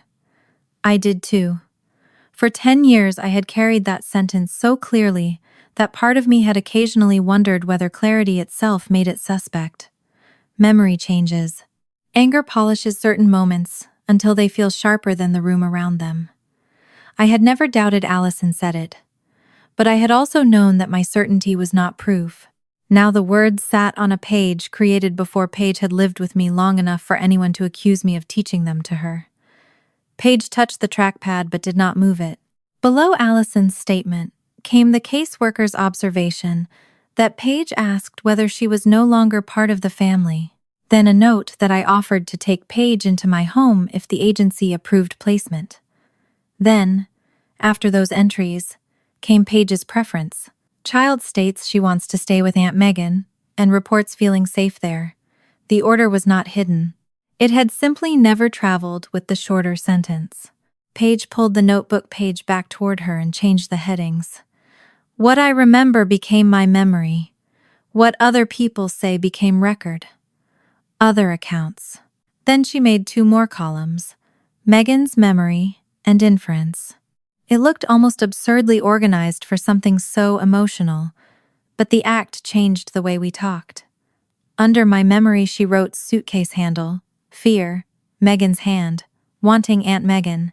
Under Megan's memory she wrote exact, real child sentence, family question, order of caseworker questions. Under record she wrote, Allison requested custody, surrender before placement preference, real child, quote. Paige later says she wants Aunt Megan. Under inference she wrote, Allison never loved me, then stared at the words and crossed them out. I don't know that, she said. No, she wrote Allison had already decided I was leaving before caseworker asked my preference. That one? The record supports that she had already asked the agency to take custody, I said. I would not go farther than that. Paige nodded and rewrote it. Watching her do that was painful in a way I had not expected. I wanted her to be free to call what happened abandonment, because that was the word I had used privately for years. But accuracy mattered more now than giving my anger the strongest possible label. If Paige was going to reclaim her story, she also had to be allowed to make it less absolute than mine. Then she wrote one last line beneath the columns. The order is not the same as the summary. She tapped the pen against that sentence. That's the thing, isn't it? I looked at the later summary again. Child expressed preference to reside with aunt. Yes. Nobody had to fake it. No. They just kept the second half. That was the cleanest description of the problem I had heard. Paige read the page from top to bottom again, then a third time. I waited for tears. They did not come. What came instead was anger so quiet. It seemed to slow her breathing. She picked first, Paige said. I answered carefully. The record says Allison asked the agency to take custody before you told the worker you wanted to stay with me. Paige looked back at the screen. The page did not erase the fact that she had wanted me. It changed what that wanting meant. A choice made after rejection was still a choice, but it was not the one Allison had spent 10 years describing. Paige got up from the table and walked to the sink. She turned on the water, although there was nothing in her hands. After a few seconds, she turned it off again. I can feel the handle, she said. I stayed where I was. What handle? The suitcase. She pressed her thumb into her palm. Plastic. It hurt right here. A fragment. Nothing more. She closed her eyes. I remember looking at her and waiting for her to fix something. I said nothing. I don't remember the whole sentence like the note does. She opened her eyes. But I remember the words, real child now. And I don't know if I'm remembering them or recognizing them because I just read them. That distinction matters. I know. Her voice sharpened. I know it matters. That's what makes this so annoying. I let the irritation land without defending myself. Paige came back to the table. I'm not going to tell anyone I remember something because a page reminded me. I can say the page says it. I can say you remember it. I can say I remember the suitcase and being scared. Those are different. Yes, and I can say I chose you. My throat tightened. She looked at the sequence again. Yes, she said slowly. I chose Aunt Megan. After Mom chose not to keep me. It was the first time she said the whole meaning herself. Not my version. Not Allison's. Hers. That afternoon, Paige sent the relevant pages to Dana and asked what she needed to do if she wanted the custody evaluator to review them. Dana answered that Paige could authorize disclosure of the relevant redacted records she had lawfully obtained and could separately decide whether she wanted to give her own account. The two choices were connected but not identical. Paige said she wanted the records reviewed. She had not yet committed to an interview. That distinction lasted less than a day. Allison's attorney learned, through the custody process, that Paige had requested her old records and might authorize relevant pages for the evaluator. The next filing communication did not dispute that the records existed. It attacked what Paige could add beyond them. The argument was sharper than the first one. The contemporaneous note could speak for itself, Allison's side said. Paige's present interpretation should be treated cautiously because her autobiographical memory was fragmented and because Megan, an openly hostile family member who later raised her, had influenced the narrative for 10 years. The doorstep encounter was cited again. Paige had looked at Allison and asked who she was. Reading it in a formal summary changed the feeling of that moment. On the porch, "Who is this woman?" had stripped Allison of a role she assumed still belonged to her. Now Allison was trying to make the same sentence strip Paige of authority over her own past. I wanted to call Dana before Paige finished reading. I wanted to ask whether Paige could withdraw her authorization, refuse the interview, let the record stand without putting herself where Allison's lawyer could turn every missing memory into a character flaw. The impulse was so strong I was already reaching for my phone. Paige saw me. "What are you doing?" "I'm calling Dana." "Why?" "To ask what happens if you step back." Her face closed. I heard myself continue anyway. "The records already show the order. You do not have to let them tear apart what you remember. You do not need to prove anything else." I didn't say I wanted to step back. "I know. I'm saying you can." "I know I can." "Then let me at least find out what—" "No." The word stopped me. Paige pushed the laptop away. "You keep doing this when you're scared." "I am scared." "I know." She stood. "But you're still acting like if you collect enough information first, then you get to decide which choice is safest for me." "That is not what I'm doing." "It is." I felt anger arise not at Paige exactly, but at the accusation after everything I had tried to do correctly. "I have spent 10 years making sure nobody gets to treat you like an object they move around. And now, I'm 18. I know how old you are." "Then stop using 8-year-old rules." The sentence hurt because it was accurate. I stood too. "I watched her give you away. And I lived it." Silence filled the kitchen. Paige's eyes were bright now, but she did not look away. "You saved me when I was 8, she said. "You don't get to keep choosing for me because of it." I did not have a defense that did not prove her point. My fear had always worn useful clothes. "Call first. Ask one more question. Keep the door shut. Read the document before she sees it. Figure out what hurts before it reaches her." Those habits had helped a child survive. They could suffocate an adult. I put my phone on the table. Paige breathed out. "I don't know what the evaluator is going to think," she said. "I don't know if Allison is right that my memory is messy. It is messy. I don't know if the old note matters to Owen's case, or if they decide it was one terrible thing that has nothing to do with now." I listened. "But I know. I'm tired of everybody using the parts I don't remember as permission to tell me what the parts I do remember mean." That was not revenge. It was not even certainty. It was ownership. I asked what she wanted from me. "Help me keep the categories straight," she said. "What you saw. What I remember. What the records say. If I start mixing them up, tell me." "Okay. And then, let me decide what I do with them." I had to swallow before answering. "Okay." That evening, Paige emailed the custody evaluator herself. She wrote that she had obtained relevant redacted records from her 2016 placement file and was willing to authorize review of those pages.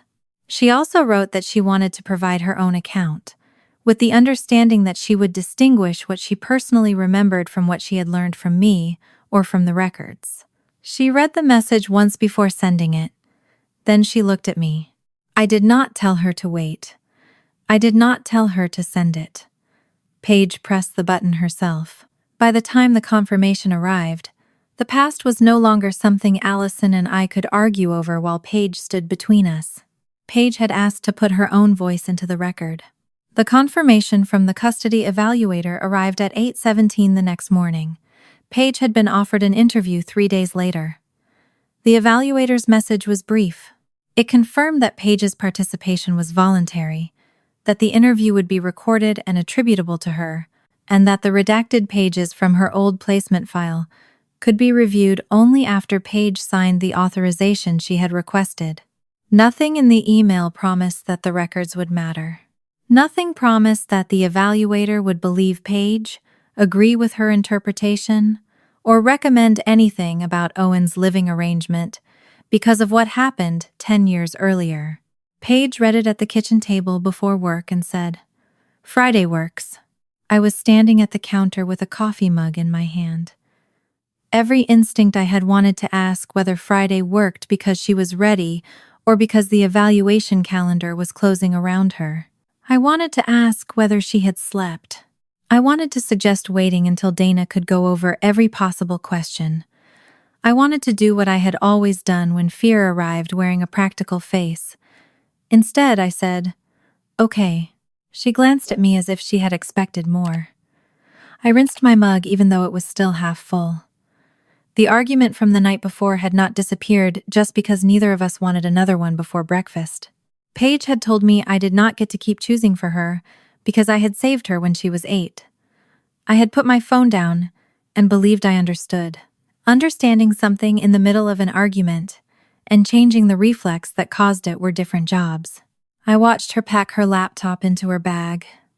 She looked tired, not fragile. Tired.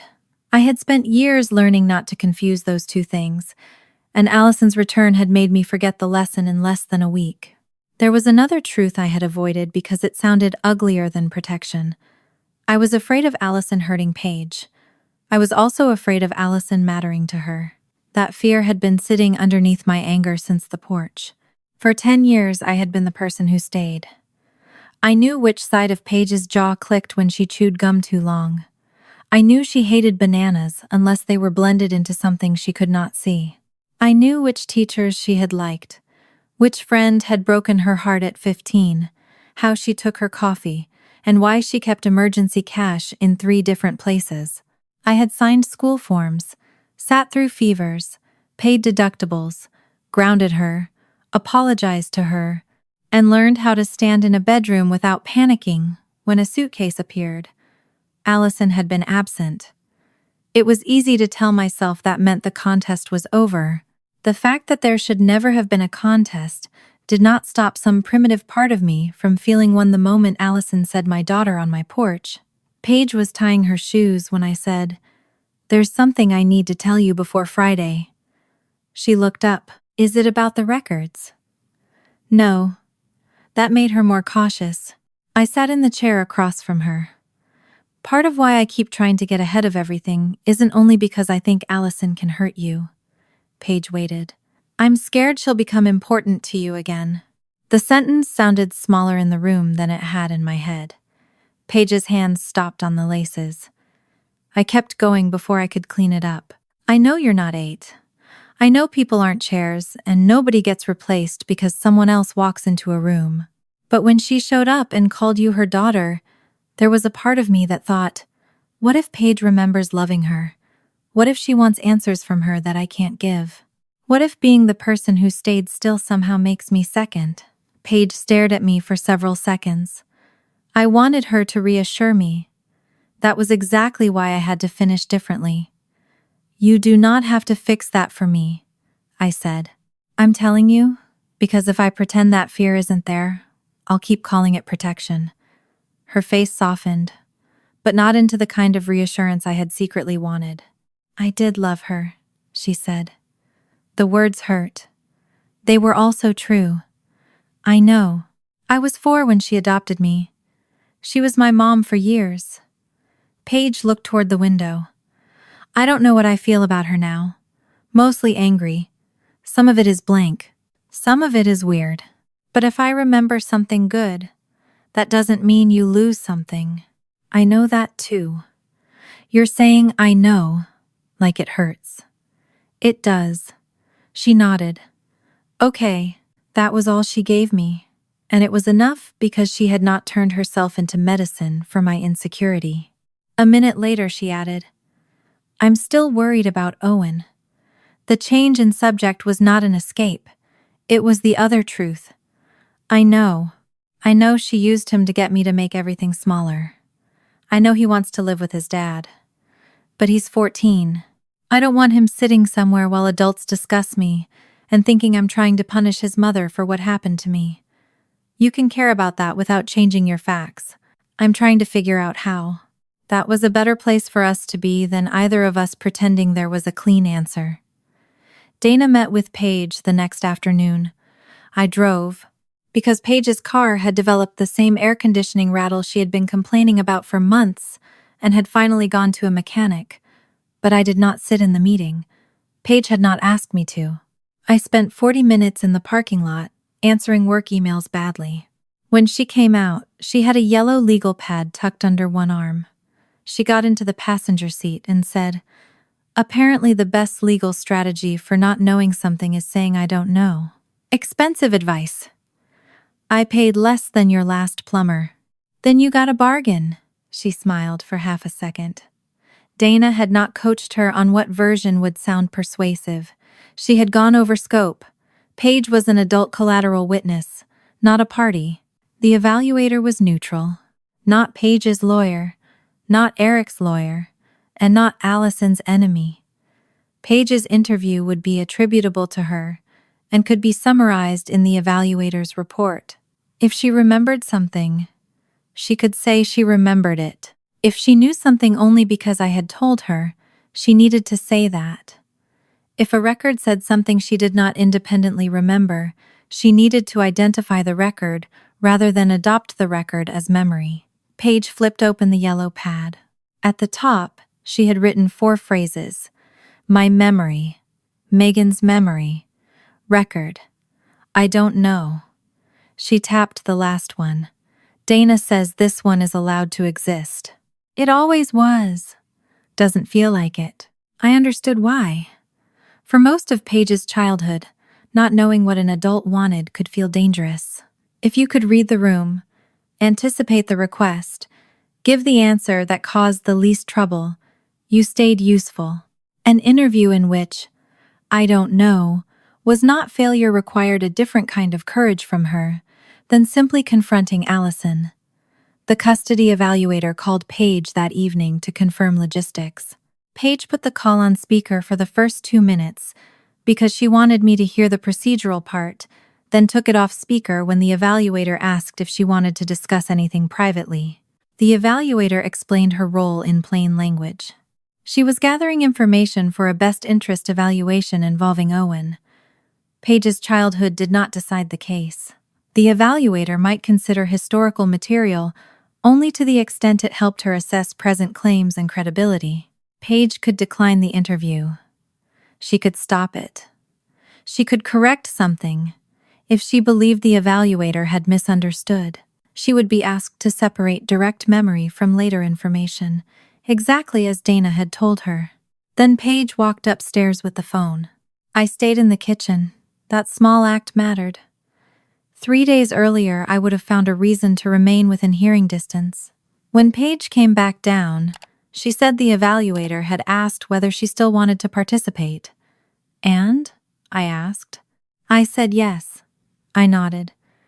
She also said Owen already has his own interview scheduled. I felt something tighten in my chest. Did she say when? No, and I didn't ask.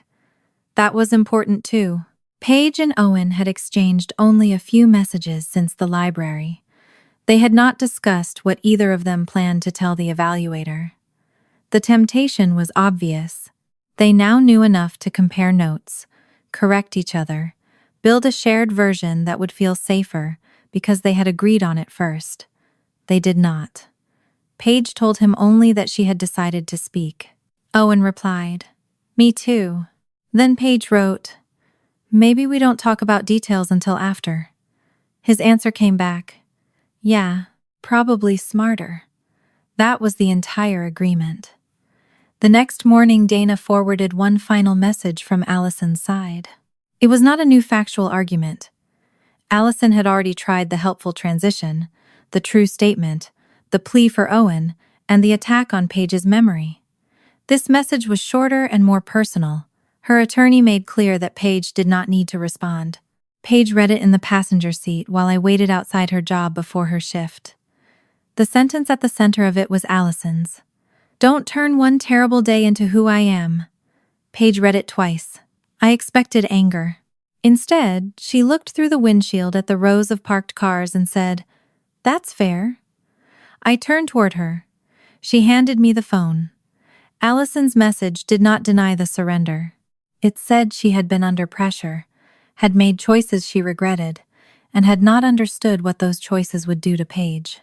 It asked Paige not to use one terrible day as proof that every year of motherhood before it had been false, or that every decision Allison made now was dangerous. There was no apology shaped the way I would have wanted. There was enough truth to be uncomfortable. "She did love you before that day," I said. Paige rubbed her thumb along the edge of the phone.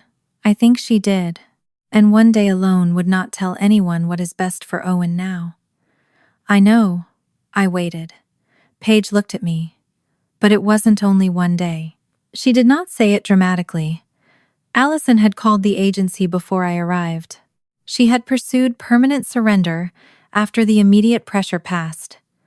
10 years later, when Owen wanted to live with Eric, she had used his home to make Paige consider reducing her own account.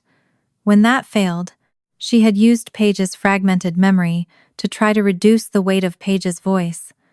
Paige did not need to make Allison a monster to see continuity. I don't want to prove who she is, Paige said. I want the order to stay attached to what I say. That was the cleanest answer she could have given. She did not reply to Allison.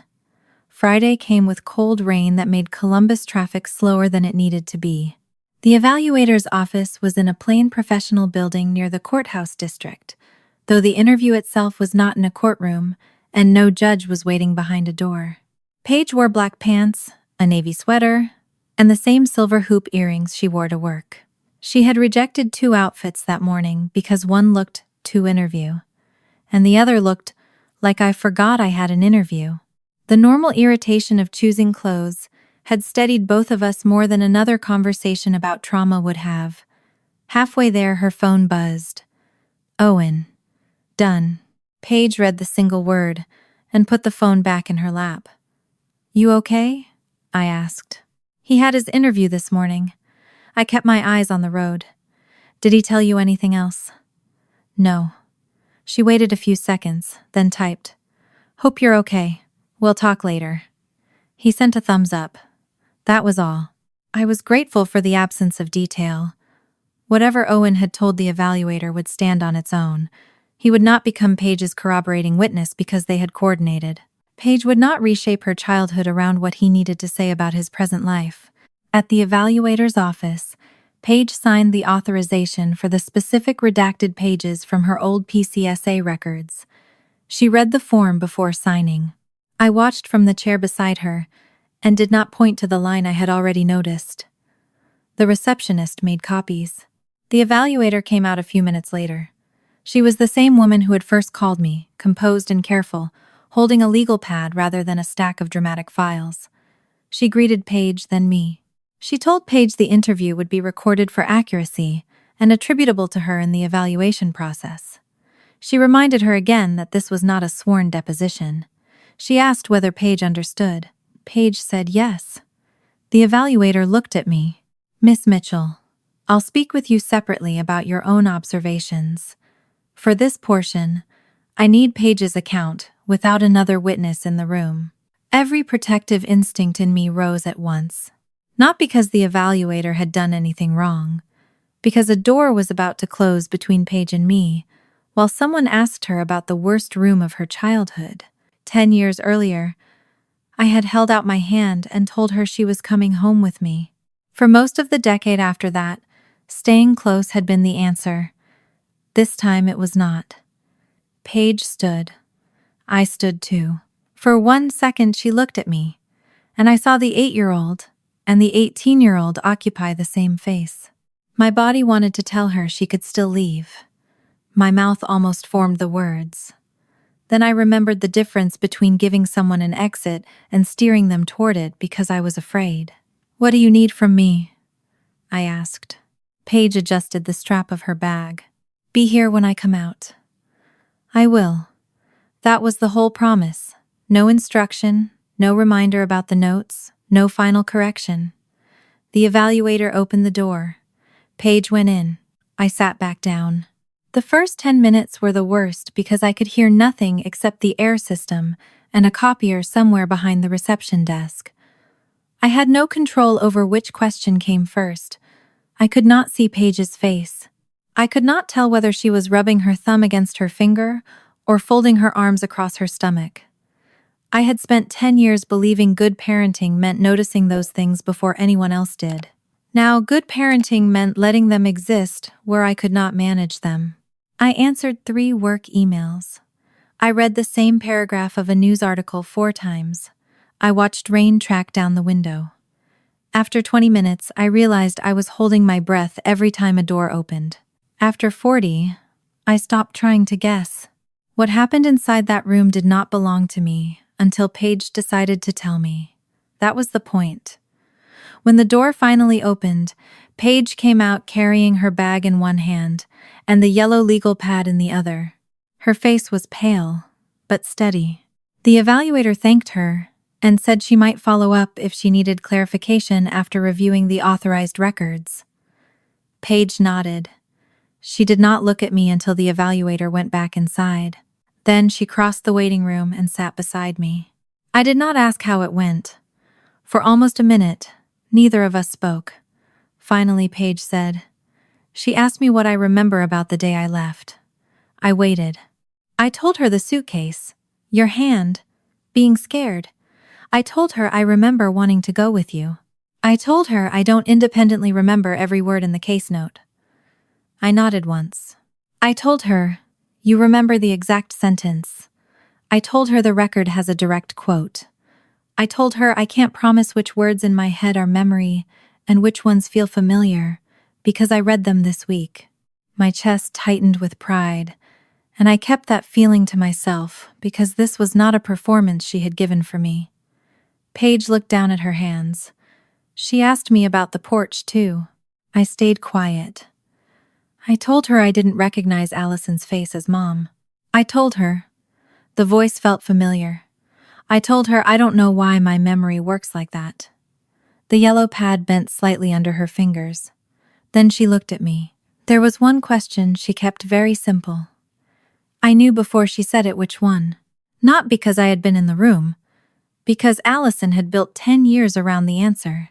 Paige told me the evaluator had looked at her notes and asked, did you want to live with your aunt? Paige had answered with one word, yes. Paige's yes sat between us in the evaluator's waiting room. For 10 years, that word had been the cleanest part of Allison's story. Paige wanted Aunt Megan. Paige chose another home. Paige left because that was where she wanted to be. I had watched the sentence survive every change in language around it, from a frightened 8-year-old saying she wanted to stay with me to the polished draft Allison's attorney had sent 10 years later. But Paige was no longer 8, and the word was no longer alone. She looked down at the yellow legal pad in her lap. What did you say after that? I asked. Paige rubbed her thumb along the edge of the paper. I told her, yes. After she told the caseworker to take me back because she needed to focus on her real child. There was no anger in the way she repeated it to me. No satisfaction either. That was what made it land. She had not said she never wanted to leave. She had not said Allison had never loved her. She had not tried to turn a complicated childhood into a cleaner accusation simply because the accusation would be easier to understand. She had kept the yes, then she had restored what came before it. I asked whether the evaluator had challenged her. Not like a lawyer, Paige said. She asked what part of that sentence I remember myself. My stomach tightened. And? I told her I remember wanting to go with you. I remember the suitcase and being scared. I remember asking if I was still family, but not like I'm replaying a video. I told her I don't trust myself to say I independently remember the exact real child sentence anymore because I read it in the record this week. She glanced at me. I told her you remember it, and the record quotes it. I nodded. The answer was careful enough to make my throat ache. A week earlier, I would have been desperate for Paige to sound certain. I would have thought certainty protected her. Now I understood that precision did. The evaluator had asked one more question. Did wanting to live with Megan mean you wanted Allison to stop being your mother? Paige's mouth twisted. I said I was 8. I wanted to go where I felt safe, after I realized I was being sent away. I don't know what 8-year-old me thought was going to happen with every legal relationship after that. That sounds accurate. It sounds unsatisfying. Those aren't opposites. She gave me a tired look. There she is. I almost smiled. Then Paige looked toward the closed office door. I also told her I loved Allison before that day. That surprised me even though it should not have, Paige noticed. You said it first, she reminded me. She did love me before that day, or at least I think she did. I remember good things. I just don't remember them in order either. I let that stand. There was a time when hearing Paige say she had loved Allison would have felt like losing ground. That morning I had finally admitted that fear aloud. Now the sentence still hurt, but it no longer demanded anything from me. Paige had not gone into that room to choose between mothers. She had gone in to refuse a false choice between truth and context. We sat another minute before leaving. Outside, the rain had weakened to a thin mist. Paige pulled her hood up and walked beside me to the car. She did not ask what I thought the evaluator would do with her answer. I did not offer a prediction. For the first time since Allison came back, the next move did not belong to either of us. It belonged to the process Allison had tried so hard to shape. My own interview with the evaluator happened 4 days later. By then, she had reviewed the redacted PCSA pages Paige had authorized. She did not tell me what she thought of them. She did not tell me what Allison had said, what Eric had said, or what Owen had said. She asked questions, and let the order of them reveal what she needed. Where was I when Allison first discussed placing Paige elsewhere? What did I personally hear before the caseworker arrived? Had Allison contacted the agency before I reached the house? What did Allison say in front of Paige? When did Paige first state that she wanted to live with me? Had I ever heard Paige ask to leave Allison's household before Allison began the temporary custody process?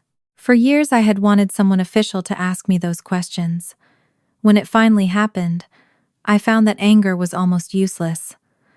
I did not hear Paige ask to leave before that day, I said. That does not prove she never felt unhappy, or never preferred my house. I can only tell you what I heard. The evaluator made a note. I told her Allison had already contacted the agency before I arrived. That Allison told me she was considering options because she needed to simplify her household during Owen's custody fight. That the caseworker arrived after Allison had already instructed Paige to pack. Then I repeated the sentence I had carried for 10 years. Take my adopted daughter back. I need to focus on my real child if I'm going to win custody. The evaluator did not react visibly. She asked whether I was certain of the wording. Yes. Do you understand the contemporaneous record paraphrases part of the conversation and separately quotes the real child sentence? Yes. Does that change your memory? No. It changes what I can prove without asking anyone to trust my memory. That was the first time I had heard myself make the distinction so plainly. She looked at me for a moment, then wrote something down. I told her Paige asked whether she was still family after Allison's statement. I told her I offered to take Paige home. I told her Paige later told the caseworker she wanted to stay with me. I did not say Paige chose me because Allison never loved her. I did not say Paige had been waiting for me to rescue her. I did not say I knew what she felt when she gripped the suitcase handle. Those were conclusions, not observations. For most of my life, I had believed telling the whole truth meant telling everything I believed. That interview forced me to learn a narrower definition. Sometimes the truth became stronger when I stopped trying to explain it. Near the end, the evaluator asked about my relationship with Allison. I have not been neutral about my sister for a long time, I said. She waited. I'm angry with her. I raised Paige after she gave her up. I think Allison spent years making what happened sound more voluntary than it was. Could that affect how you remember events? Yes. It cost me nothing to admit, because the old record was sitting in the evaluator's file now. I added, that's why I'm not asking you to take my anger as proof. The evaluator nodded once. Before I left, she asked one final question. What do you believe Paige wants from this process? A week earlier, I might have answered for her without noticing. This time, I said, you'd have to ask Paige. I drove home feeling strangely empty. Not victorious. Useful in the smallest possible way. I had given the evaluator only the part of the story that belonged to me. 2 days later, Dana called Paige. Paige put the call on speaker because she wanted me there. Dana had received a short communication related to Allison's continuing objection to how Paige's historical account should be weighed. It was not a new attempt to make Paige sign anything. It was the next move in the credibility argument. Allison's side was still emphasizing the same vulnerable facts. Paige's childhood memory was incomplete. She had not recognized Allison at the doorway, and I had raised her for 10 years, while openly disliking my sister. Any present-day interpretation from Paige, they argued, should be treated with care. Paige asked Dana whether that meant the evaluator would ignore what she had said. Dana told her no. It meant the evaluator had to decide what weight belonged to each source. The records, unlike present memory, were contemporaneous. That was the boomerang Allison had not intended. The harder her side argued that Paige's memory could not safely establish the old sequence, the less the evaluator had to depend on Paige's memory for that sequence at all. The PCSA pages did not prove Allison was a bad mother in 2026. They did something narrower. They fixed the order. The agency contact came first. Allison said she could not maintain Paige in her home while focusing resources and attention on her biological son and the custody litigation. She repeated the real child line. Paige asked whether she was still family. I offered my home. Only then did Paige say she wanted Aunt Megan. Allison had wanted, "Who is this woman?" to turn a gap in Paige's memory into doubt about the whole past. But the chronology had been written down before the doorway, before the current case, and before anyone had a reason to argue about what Paige remembered. Paige leaned back in her chair. So if she keeps saying, "I don't remember enough," Dana chose her words carefully, then the strongest answer is not to pretend you remember more. It is to let the older records establish what they establish. Paige nodded. She looked relieved for maybe 3 seconds. Then worry replaced it. What about Owen? Dana said she could not discuss the evaluator's other interviews. Owen was a minor, and Paige was not a party to the case. Paige accepted that without pushing. After the call, she sat at the kitchen table, turning her phone over in her hands. He said done before my interview, she said. I know. I keep wanting to ask what he told her. I know. She looked at me. You're not going to tell me not to? No. That's growth. Don't get used to it. She smiled, but the temptation remained. Paige did not text Owen for details. That decision mattered later. Because when the evaluation reached its next stage, no one could honestly say the two children had built one story together. I learned only fragments of Owen's account over the following week, and never from the evaluator herself. Some came from Owen, after his interview was complete, and after Eric had checked with his attorney that normal sibling contact did not need to become another legal battlefield. Even then, Owen did not send Paige a transcript of what he had said. He told her only what mattered to him. He had told the evaluator he wanted school nights with Eric. He had told her he still loved Allison. He had told her he was tired of being asked to prove that loving his father was not an attack on his mother. He had described the arguments that followed his requests for more time with Eric. Allison asking what Eric had promised him, accusing Eric of turning him against her, reminding Owen of everything she had sacrificed for him, and treating his preference as something that had been planted in him, rather than something he could hold himself. Owen did not call Allison manipulative. He did not say she was evil. He told Paige, I said she makes me feel guilty until I don't know if I'm allowed to want something without hurting her. Paige read that text twice.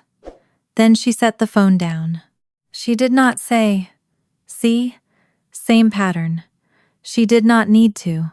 The similarity was no longer an interpretation Megan Mitchell had invented because she hated her sister. Two children 10 years apart had described different events with the same pressure inside them. One child had learned to become easy until she could be removed without making a scene. The other had learned that asking to live with his father might be treated as betrayal. The legal questions were not identical. Paige knew that. I knew that. Dana had repeated it often enough that none of us could pretend history alone should decide Owen's future. But history had stopped being irrelevant. That became clear when Allison's argument changed again. The first version had been, Paige chose Megan. The second had been, Paige should help Owen. The third had been, Paige cannot reliably remember. Now, with the chronology sitting in contemporaneous records and Owen's current preference existing independently, Allison's side moved to the narrowest defensible ground left. One terrible decision 10 years ago cannot decide what is best for Owen now. Dana read the sentence to Paige over the phone. Paige was quiet for a long time. Then she said, "That's true." I looked at her. She covered the phone for a second. "It is." I nodded. It was. If the court changed where Owen lived simply to punish Allison for what she had done to Paige, it might have satisfied part of me, but it would have been legally wrong. The current case had to be about Owen as he was now. His age, school routine, relationship with both parents, consistent request, and what had changed since the old decree. It had to examine how each parent responded to his preference, whether Eric could provide stability, and whether Allison could support Owen's relationship with his father without turning it into a loyalty test. The old history mattered only if it helped explain something happening again. Paige uncovered the phone. Dana continued. Allison's counsel was arguing that the historical episode should be treated as remote, painful, and not determinative. They were also objecting to any suggestion that surrendering Paige proved Allison could not parent Owen. Paige said, "I never said it did." "I know. And the evaluator knows? She has your interview." That answer was enough. A few days later, the evaluator contacted Paige once more, not for another full interview, only for clarification, after reviewing the records. Paige took the call alone. When she came downstairs, she told me the evaluator had asked whether Paige believed Allison's decision 10 years earlier meant Allison should lose custody of Owen now. Paige had said no. The answer surprised me less this time. "What else?" I asked. She asked what I wanted her to understand about the records. Paige set her phone on the counter. "I said the records don't prove what Allison is like every day. They prove that I didn't decide to leave first. That was all. No speech, no demand for punishment, no attempt to use Owen as the vehicle for her revenge." The simplicity of it made the line harder to distort. By then, the evaluator's report was nearing completion. We were not entitled to Owen's confidential details, and Paige was not given a full copy simply because she had participated. Dana explained only what she could. Paige's account and authorized records had not been dismissed as irrelevant, and Allison's side was now arguing about what the history meant rather than whether the chronology existed. That alone told me the credibility attack had failed at its original purpose. Allison had tried to turn Paige's missing memories into a reason to keep the old story flat. Instead, she had forced everyone to look at what existed before memory became contested. The final hearing was getting closer. So was the part Allison could no longer control. One evening, Paige and I were eating takeout at the kitchen island when Owen sent her a message. No legal detail, no report, just, "Mom keeps asking if Dad told me what to say." Paige stared at it. Then another message appeared. I told her no. A third. She said I'm acting like I'm choosing him over her. Paige's expression did not change much, but I saw her thumb press against the side of her finger. 10 years earlier, Allison had told an 8-year-old that another child was the real one she needed to focus on. Now Owen was 14, and Allison was treating his wish to live with his father as proof of what he felt about her. Different facts. Same pressure. Paige typed slowly. "You're allowed to want to live with Dad and still love her." She stopped before sending. Then she deleted the sentence. I raised an eyebrow. "That sounded like advice," she said. "Terrible habit." She typed again. "I believe you know what you want." This time she sent it. Owen replied with a single heart. Paige put the phone face down and went back to her noodles. Neither of us knew what the court would do. Allison could still keep the residential arrangement. The evaluator could still decide the history was too remote to matter much.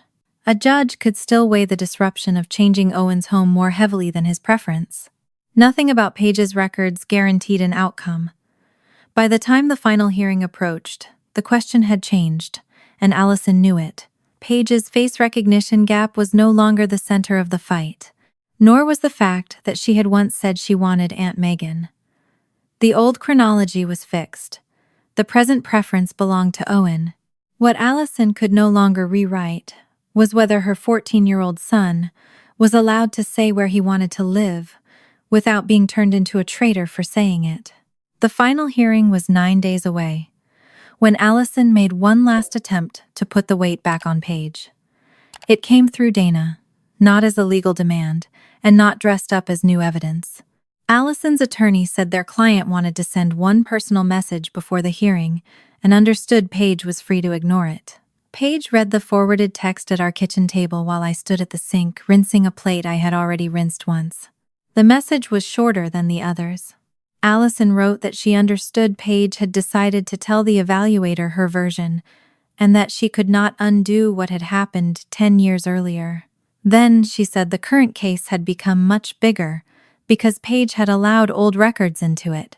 She said Owen was confused, Eric was encouraging distance, and a family that had already survived one terrible rupture was now in danger of another. The last sentence was the one meant to stay.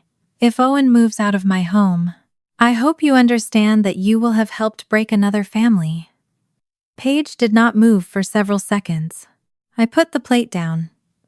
The old version of me would have crossed the kitchen before she had time to feel anything. I would have told her. The message was manipulative. Called Dana, asked whether Allison was permitted to contact her again, and built a wall so quickly. Paige would have been standing behind it before deciding whether she wanted one. Instead, I stayed where I was. Paige read the sentence again. Her face did not crumple. That was not how guilt worked on her. It made her still. It made her search for the part of a problem she could remove by removing herself. I knew the signs because I had watched them since she was 8. Finally, she said, "She still thinks I'm the thing that changes whether he leaves." I waited. "Owen asked to live with his dad before the evaluator ever called you," she said. "Yes." "He asked before she came to the door." "Yes." "He asked before I saw the records."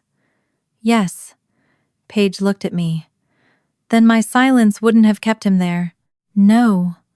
The answer came easily because it was a fact, not advice. She read Allison's message one more time and placed the phone flat on the table. I almost signed her sentence because I thought that was what being good looked like. I did not tell her she had nothing to feel guilty about. We had learned better than that. Feelings did not disappear because someone issued a correction. She continued, "I thought maybe I could take my part out, and then he wouldn't lose anything. What do you think now?" Paige looked toward the dark window over the sink. "I think he was already asking for his own life." She picked up the phone. For 1 second, my mouth opened. I wanted to ask what she planned to write. I wanted to check the wording. I wanted to protect her from a sentence she might regret. Paige noticed. She raised an eyebrow. I closed my mouth. "Growth," she said. "Painful growth." That earned the smallest smile. Then she typed without showing me the screen. When she finished, she asked Dana to forward the reply exactly as written. Later, Paige let me read it. Owen wanted this change before I gave any statement. I did not make him ask to live with his father. I will not pretend my history happened differently so he can be kept somewhere he is asking to leave. His home is not something I should have to buy with my silence. That was all. No accusation that Allison was unfit. No demand that the court punish her. No declaration that Paige was saving Owen now. She refused the role completely. I understood then that the most important decision in the story had already happened before any judge ruled on anything. At 8, Paige had learned that staying depended on being easy enough for adults. At 18, She had finally been offered the same bargain in a more sophisticated form. Make your truth smaller, and maybe everyone else can remain comfortable. She had said no. The hearing itself was quieter than the version I had once imagined. There was no packed gallery, no dramatic surprise witness. No lawyer produced a hidden recording in the final 10 minutes. Paige was not called to sit in a witness chair and repeat the sentence about the suitcase for an audience. Her recorded interview, the authorized PCSA pages, the evaluator's report, and the parties' evidence had already done the work they were supposed to do. The case still belonged to Owen. Eric and Allison were the parents before the court. Their attorneys argued over what had changed since the 2016 order, what Owen's current needs were, and whether changing his primary residence would help more than it disrupted. The evaluator's recommendation was considered with the rest of the evidence, not treated like a command.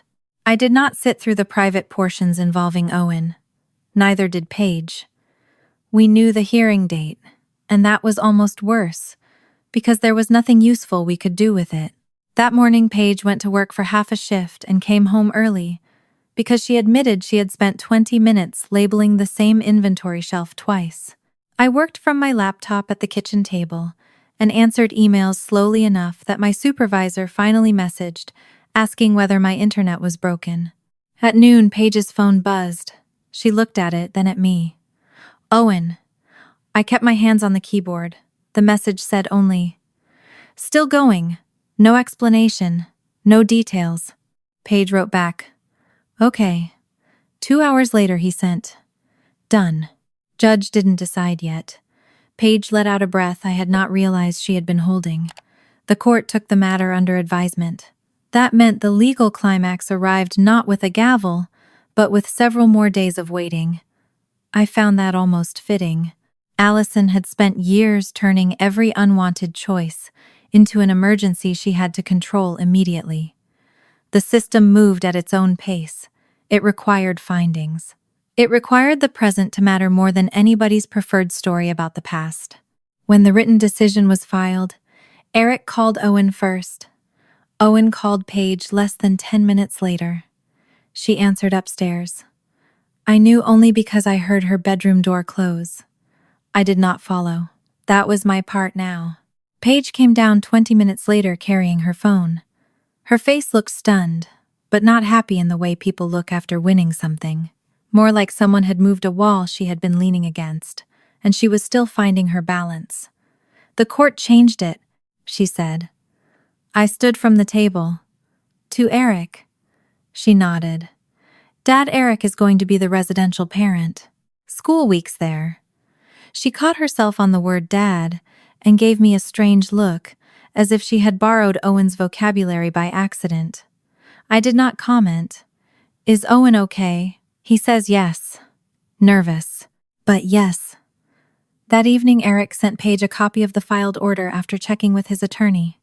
He did not send the evaluator's confidential interview material. He sent the decision that affected his son and the portions explaining why the court had changed the old arrangement. Paige asked me to read it with her.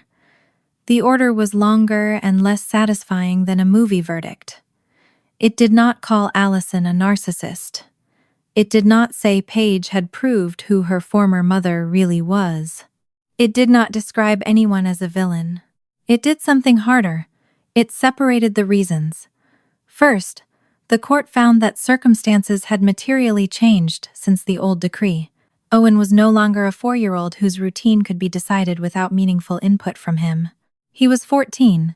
His school and social life had developed, and for close to a year, he had consistently asked to spend his school weeks primarily with Eric. More importantly, the conflict around that request had worsened. The issue was no longer a child asking for an extra night. It had become a repeated loyalty fight inside the current household. Then came best interests. The court considered Owen's age and maturity without treating his preference as a vote that ended the case.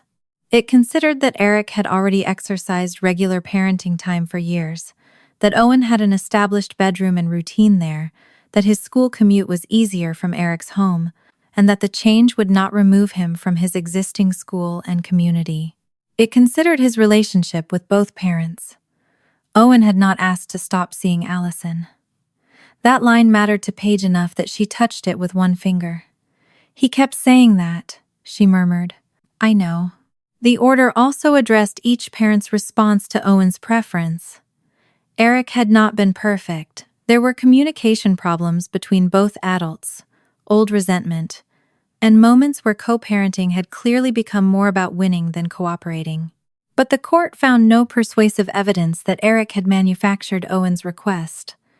Allison's response had become the larger concern, not because she loved Owen too much, because the evidence showed that when Owen expressed a wish for more time with his father, Allison repeatedly treated the preference as evidence that Eric had poisoned him, that Owen was choosing one parent over the other, or that he was failing to appreciate what she had sacrificed.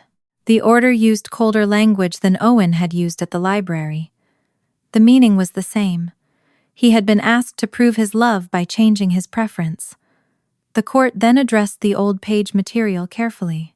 It did not say Allison's surrender of Paige automatically made her an unfit parent 10 years later. In fact, the decision expressly rejected the idea that a remote historical event should control Owen's current residence by itself. Paige looked at me when we reached that paragraph. "Allison was right about that part," she said. Yes. The next paragraph was why the history had remained relevant. The contemporaneous records showed that Allison had initiated Paige's removal before Paige expressed a preference to live with me. That fact mattered not because the court was punishing Allison for surrendering an adopted child, but because Allison had presented the old event during the current case as evidence that Paige had independently chosen another family. The corrected chronology affected credibility. More importantly, it gave context to the evaluator's concern that Allison had a repeated tendency to recast a child's wish to leave her household as something caused by another adult or as a rejection of her. The court also made clear that the events were not identical. Paige had been 8 and removed through a child welfare process. Owen was 14 and asking for a custody modification between two existing parents. What repeated was the pressure around a child's choice. Paige read that section twice, then whispered, "They saw it." She meant the pattern, not my anger or a perfect memory. Allison could argue that I had influenced Paige and that Eric had influenced Owen, but when both explanations required the children's own choices to become someone else's manipulation, the explanations began revealing more about Allison than about the people she blamed. The final legal step was the balance Allison's side had relied on all along. Changing a child's primary home could cause harm. Owen would lose ordinary weekday time with his mother. A familiar routine would change. There would be emotional disruption, even if he wanted the move. The court acknowledged that. Then it found the advantages outweighed the likely harm. Eric was designated Owen's residential parent and legal custodian for the school week arrangement. Allison retained substantial parenting time, including alternating weekends, holidays under the revised schedule, and additional time they could agree on. The order did not erase her from Owen's life. It also imposed boundaries around the conflict. The parents were directed to keep custody litigation and interrogations about the other household away from Owen, use written co-parenting communication for disputed logistics, and participate in counseling focused on the transition and parent-child relationship. It was consequence, not annihilation. The change was not ordered as an emergency handoff that afternoon. The written schedule gave the parents a short transition window so Owen could move school materials and ordinary belongings without turning the change into an extraction. He would finish the current week under the existing schedule, then begin school nights with Eric the following Monday. Nothing about it looked like a child being taken. Eric already lived close enough for Owen to remain in the same school, keep the same activities, and see the same friends. The disruption the court weighed was emotional and relational, not a forced relocation to a new city. That detail mattered because it removed another story Allison had leaned on, that granting Owen's request meant destroying everything familiar. The order changed who held primary residential responsibility. It did not require Owen to abandon his mother, his neighborhood, or half his life. For 10 years, Allison had treated primary custody as proof of something permanent about who she was. The order did not take the title mother from her. It took away her power to make Owen's residence prove his loyalty. Paige closed the document, and neither of us spoke for a while. I had imagined Allison someday being forced to understand what she had done, or a judge finding the perfect sentence that would feel like justice. The real consequence was quieter. Owen would spend his school weeks with the parent he had been asking to live with. Paige's history had not won that for him, and her silence would not have prevented it. That difference mattered more than revenge. Allison did not call me after the order. She did not show up at the house. Paige received one message through Dana several days later.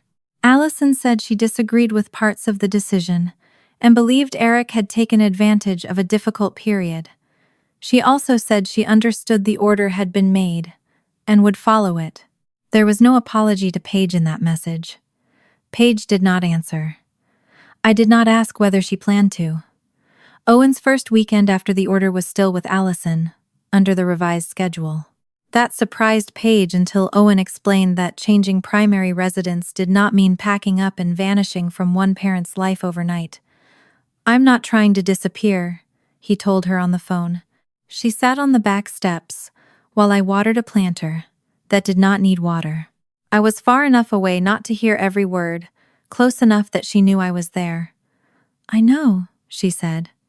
Owen said something I could not hear. Paige looked down at the concrete between her shoes. "No," she answered. "I never thought you should stop seeing her." Another pause. Then Paige's expression changed. Later, she told me what he had said. He had asked whether she hated him when they were little, because Allison had called him the real child. Paige's answer had been immediate. "You were 4. He had said he knew that now, but knowing it did not stop him from feeling like he had somehow been the prize in a contest Paige had lost. Paige told him there had never been a contest between them. The adults had made one. Then, because she had learned accuracy could carry more love than reassurance, she corrected herself. "Allison made one," she said. "You didn't." Owen was quiet for a while. He told her he was sorry he had spent years believing she had chosen to leave him. Paige told him she was sorry he had spent years thinking her leaving said anything about him. Neither apology fixed 10 years. It did remove one lie from between them. That was enough for one call. When Paige came back inside, she looked tired but lighter. "He asked if I testified because I wanted him to leave her," she said. "What did you tell him?" "That I didn't testify."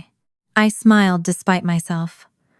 "Recorded attributable evaluator interview," she added. "Dana has ruined you." Dana taught me vocabulary. Then her face became serious again. I told him I said what happened because I didn't want him to think he had to stay somewhere just to prove he loved somebody. I felt something shift inside me. Months earlier, I might have told Paige how proud I was before asking whether she wanted to hear it. This time I asked, "Do you want me to say what I'm thinking?" She considered. "No." I nodded. "Okay." She looked almost disappointed. Then she laughed. "That is deeply annoying. You trained me. I created a monster. An emotionally restrained monster. Let's not get carried away." The laugh lasted only a few seconds, but it was ours. No court, no Allison, no document. Later that night, Paige's phone buzzed again. She was on the couch with one foot tucked under her, pretending to watch television while scrolling through messages. I was at the other end with a book open on my lap. She glanced at the screen. "Owen?" She nodded. For a few seconds, she just read. Then she handed me the phone. His message was not about the order, the evaluator, the records, Eric, or Allison. It said, "Can I call you sometime when it's not about mom or court?" Paige looked at Owen's message for a long time. "Can I call you sometime when it's not about mom or court?" Weeks earlier, Owen's first question had pulled him into a history Allison and the custody evaluation had already reopened. Now he was asking for something smaller than truth and harder to fake. An ordinary relationship. Paige typed back, "Yeah, just not tonight. I have work at 7 and I'm already pretending I'll sleep." Owen replied with a laughing face and, "Okay, sissy." She stared at that last word. I saw the change in her expression before she turned the phone toward me. He called me that. I knew which word she meant. For years, sissy had existed in Paige's memory, without a current person attached to it. A little boy calling from another room. Sticky fingers, crusts cut from sandwiches, a green dinosaur she had remembered as Red. Now the boy was 14 and had used the old nickname as casually as if 10 years had not stood between them. Paige did not cry. She set the phone face down on the couch cushion and picked up the television remote. "What are we watching?" she asked. I did not tell her the moment was important. We watched half of a cooking competition neither of us cared about and went to bed before the winner was announced. That was how the legal case finally began to lose its grip on our house. Not with closure. With ordinary things becoming possible again. Owen started his new school week schedule with Eric the following Monday. The first few days were awkward in the unremarkable ways. Major changes often are once the paperwork stops describing them. He left a math binder at Allison's and had to retrieve it. Eric discovered that Owen's morning routine depended on 3 alarms and still required someone to knock on the bathroom door. A pair of basketball shoes existed at the wrong house. Allison and Eric had to use the written communication system the order required instead of sending questions through Owen. From what Owen told Paige, Allison was angry, but she followed the schedule. She attended the counseling sessions required around the transition. She had not suddenly become easy about his choice, and Owen had not suddenly stopped loving her because a judge changed his school week address. The story would have been simpler if Allison had disappeared after losing primary residential control, but that was not what the order did. She was still Owen's mother, still part of his weekends and holidays, still someone he loved and sometimes complained about. The change was that his residence no longer had to prove his loyalty. The first ordinary call lasted 11 minutes. I knew because Paige stood in the kitchen afterward staring at the microwave clock as if she had expected it to be longer. "What did you talk about?" I asked. She gave me a look. I corrected myself.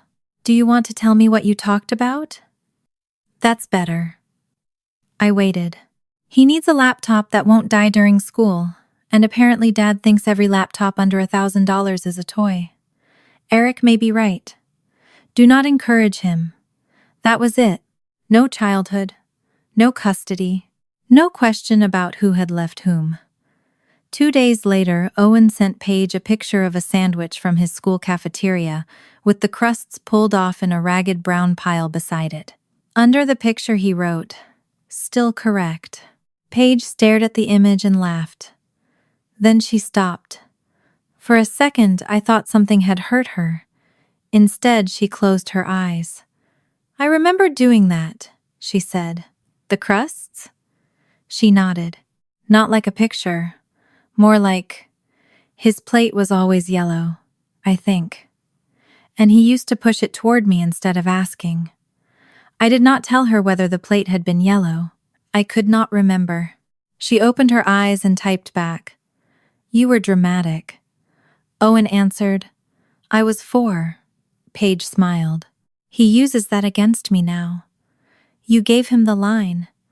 I regret everything." There was warmth in the room that had nothing to do with recovery and everything to do with permission. Paige had spent weeks learning that she did not have to manufacture certainty from incomplete memory. Now she discovered the other side of that rule. A memory could be warm without becoming evidence. She could remember cutting crusts from a little boy's sandwich and not need the memory to prove anything about Allison, herself, or the court. She could simply miss her brother. By early summer, Paige and Owen had settled into a cautious rhythm. They texted, called sometimes, and met for lunch once without turning the meal into family therapy. Owen complained about school. Paige stole fries from his plate. When he left, he called, "Bye, sissy," over his shoulder. Paige watched him go. I think I remember liking that nickname. Do you like it now? It's annoying now. That sounds promising. The court case did not vanish from the family just because it ended. Orders have afterlives. So do arguments. But the legal pressure stopped creating new choices for Paige. Nobody was asking her to sign anything. Nobody was waiting for her account. No evaluator needed another clarification. The old PCSA records returned to what they had been before this started. Paige's records, not weapons waiting in someone else's case. A week later, Allison contacted Paige directly. Not through Dana. Not through an attorney. Directly. Paige saw the name in her inbox while we were eating breakfast. I knew because her fork stopped halfway to her mouth. For 1 second, the old impulse returned so fast it felt physical. I wanted to ask what Allison had written.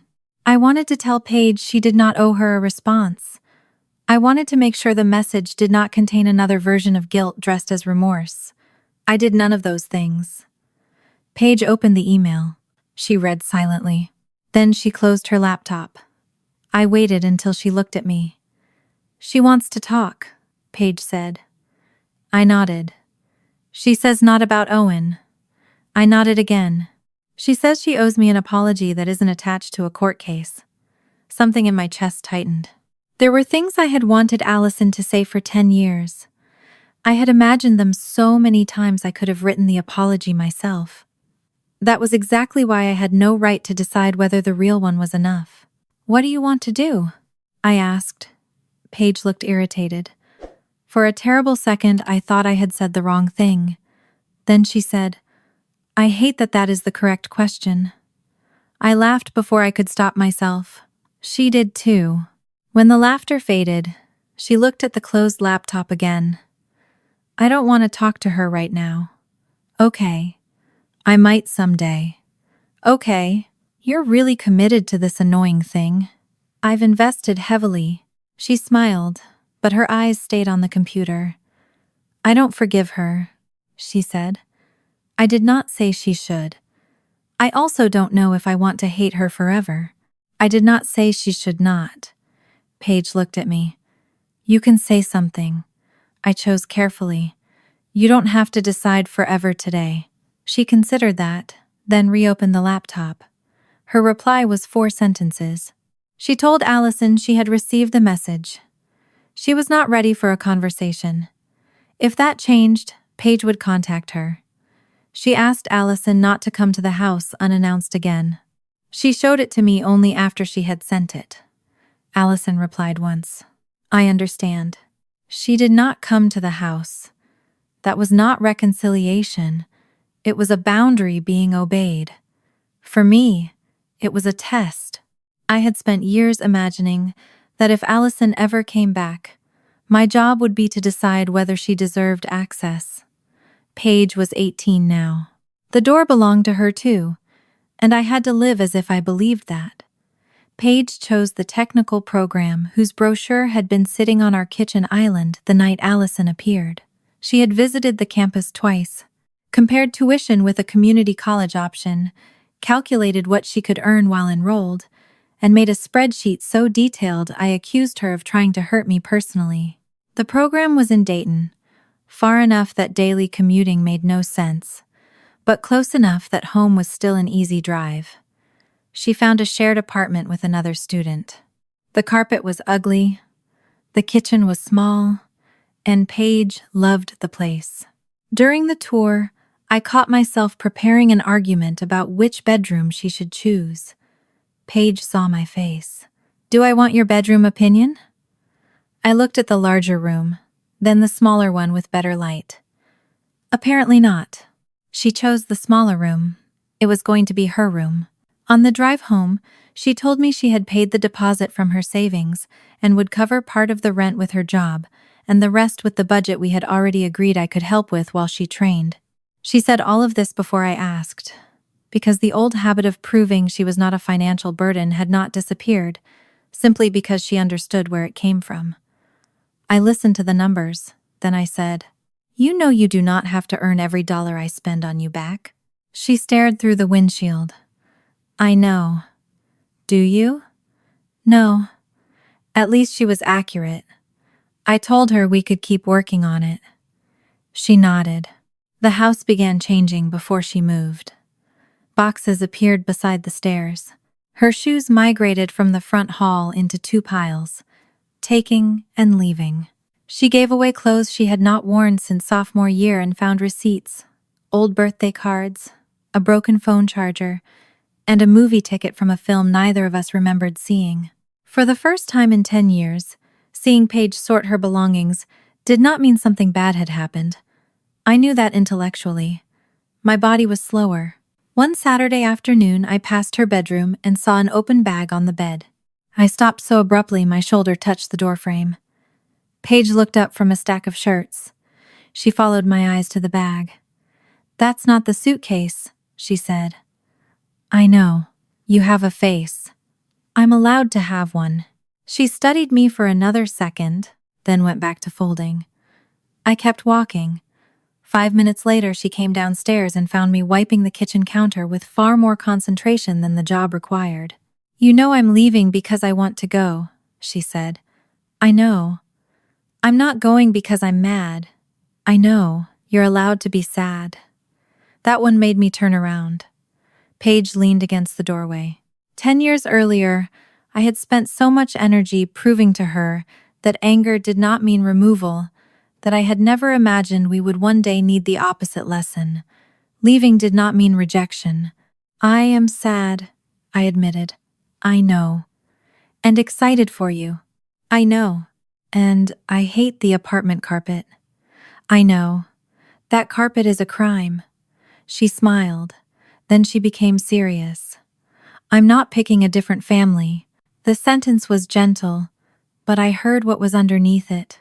She had remembered my confession from before the evaluator interview, the fear that Allison could return and make me second. The fear that Paige's love could become a ranking system if I was insecure enough to demand proof. I walked to the island and leaned against it instead of answering too quickly. "You don't have to reassure me that way," I said. Her smile disappeared. I continued. "You can build a life that has people I didn't choose. You can love Owen. You can someday talk to Allison if you want. You can live in an apartment with criminal carpet. None of that is a vote against me." Paige looked down. "I know," she said. This time the words sounded different, not fully certain, but hers. She came over and stole a piece of apple from the cutting board. "You practiced that in your head, didn't you?" she said. "Only the first half." I knew it. We did not hug. We finished making lunch. That was our repair in the end. Not one conversation that erased anything, but a different habit. I asked before advising, and Paige started noticing when she treated help like debt instead of silently paying me back. Neither of us became a different person overnight. We became less automatic. 2 weeks before Paige's move, Owen came over for lunch. It was the first time he had been inside our house. I wondered whether the rooms would feel strange to him, knowing Paige had grown up here after disappearing from his childhood. He walked through the front door, looked around, and said, "This is smaller than I pictured." Paige stared at him. "Rude." I didn't mean bad. "You can leave." He froze for half a beat. So did I. Then Paige's face changed. She had heard it too. The old meaning hiding inside a joke. She reached over and shoved his shoulder lightly. "I'm kidding." Owen looked at her, then nodded. "I know. They made sandwiches in the kitchen because neither of them could agree on what to order." Owen cut the crusts off his own bread with a butter knife. Paige watched him. "You still do that?" He shrugged. "They're dry." She took the knife from him and cut the last corner cleanly.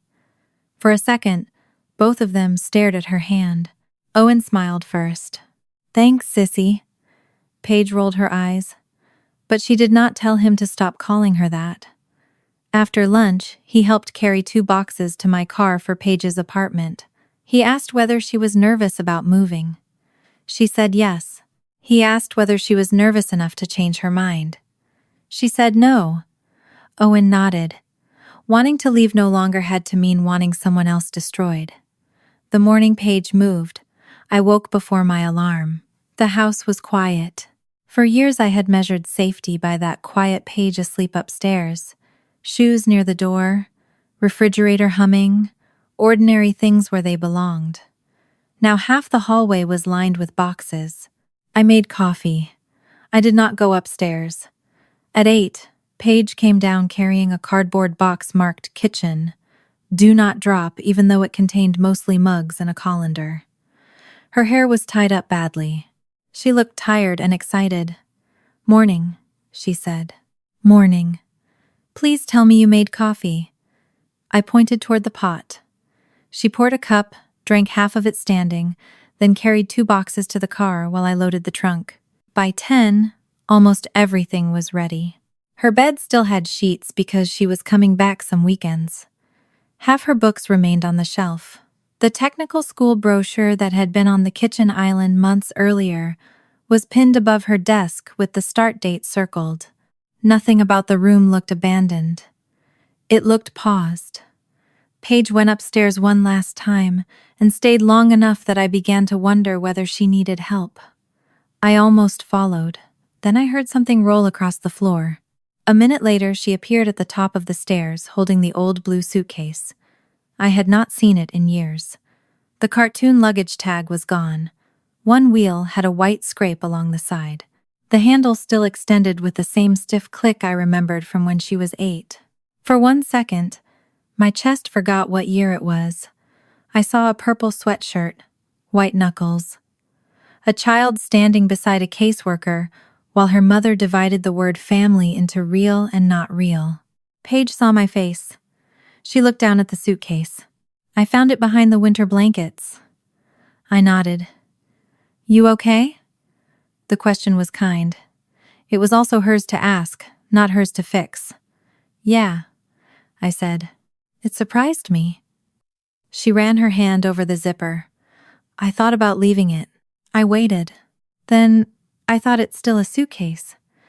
That was so simple I almost laughed. The suitcase had not changed. The person holding the handle had.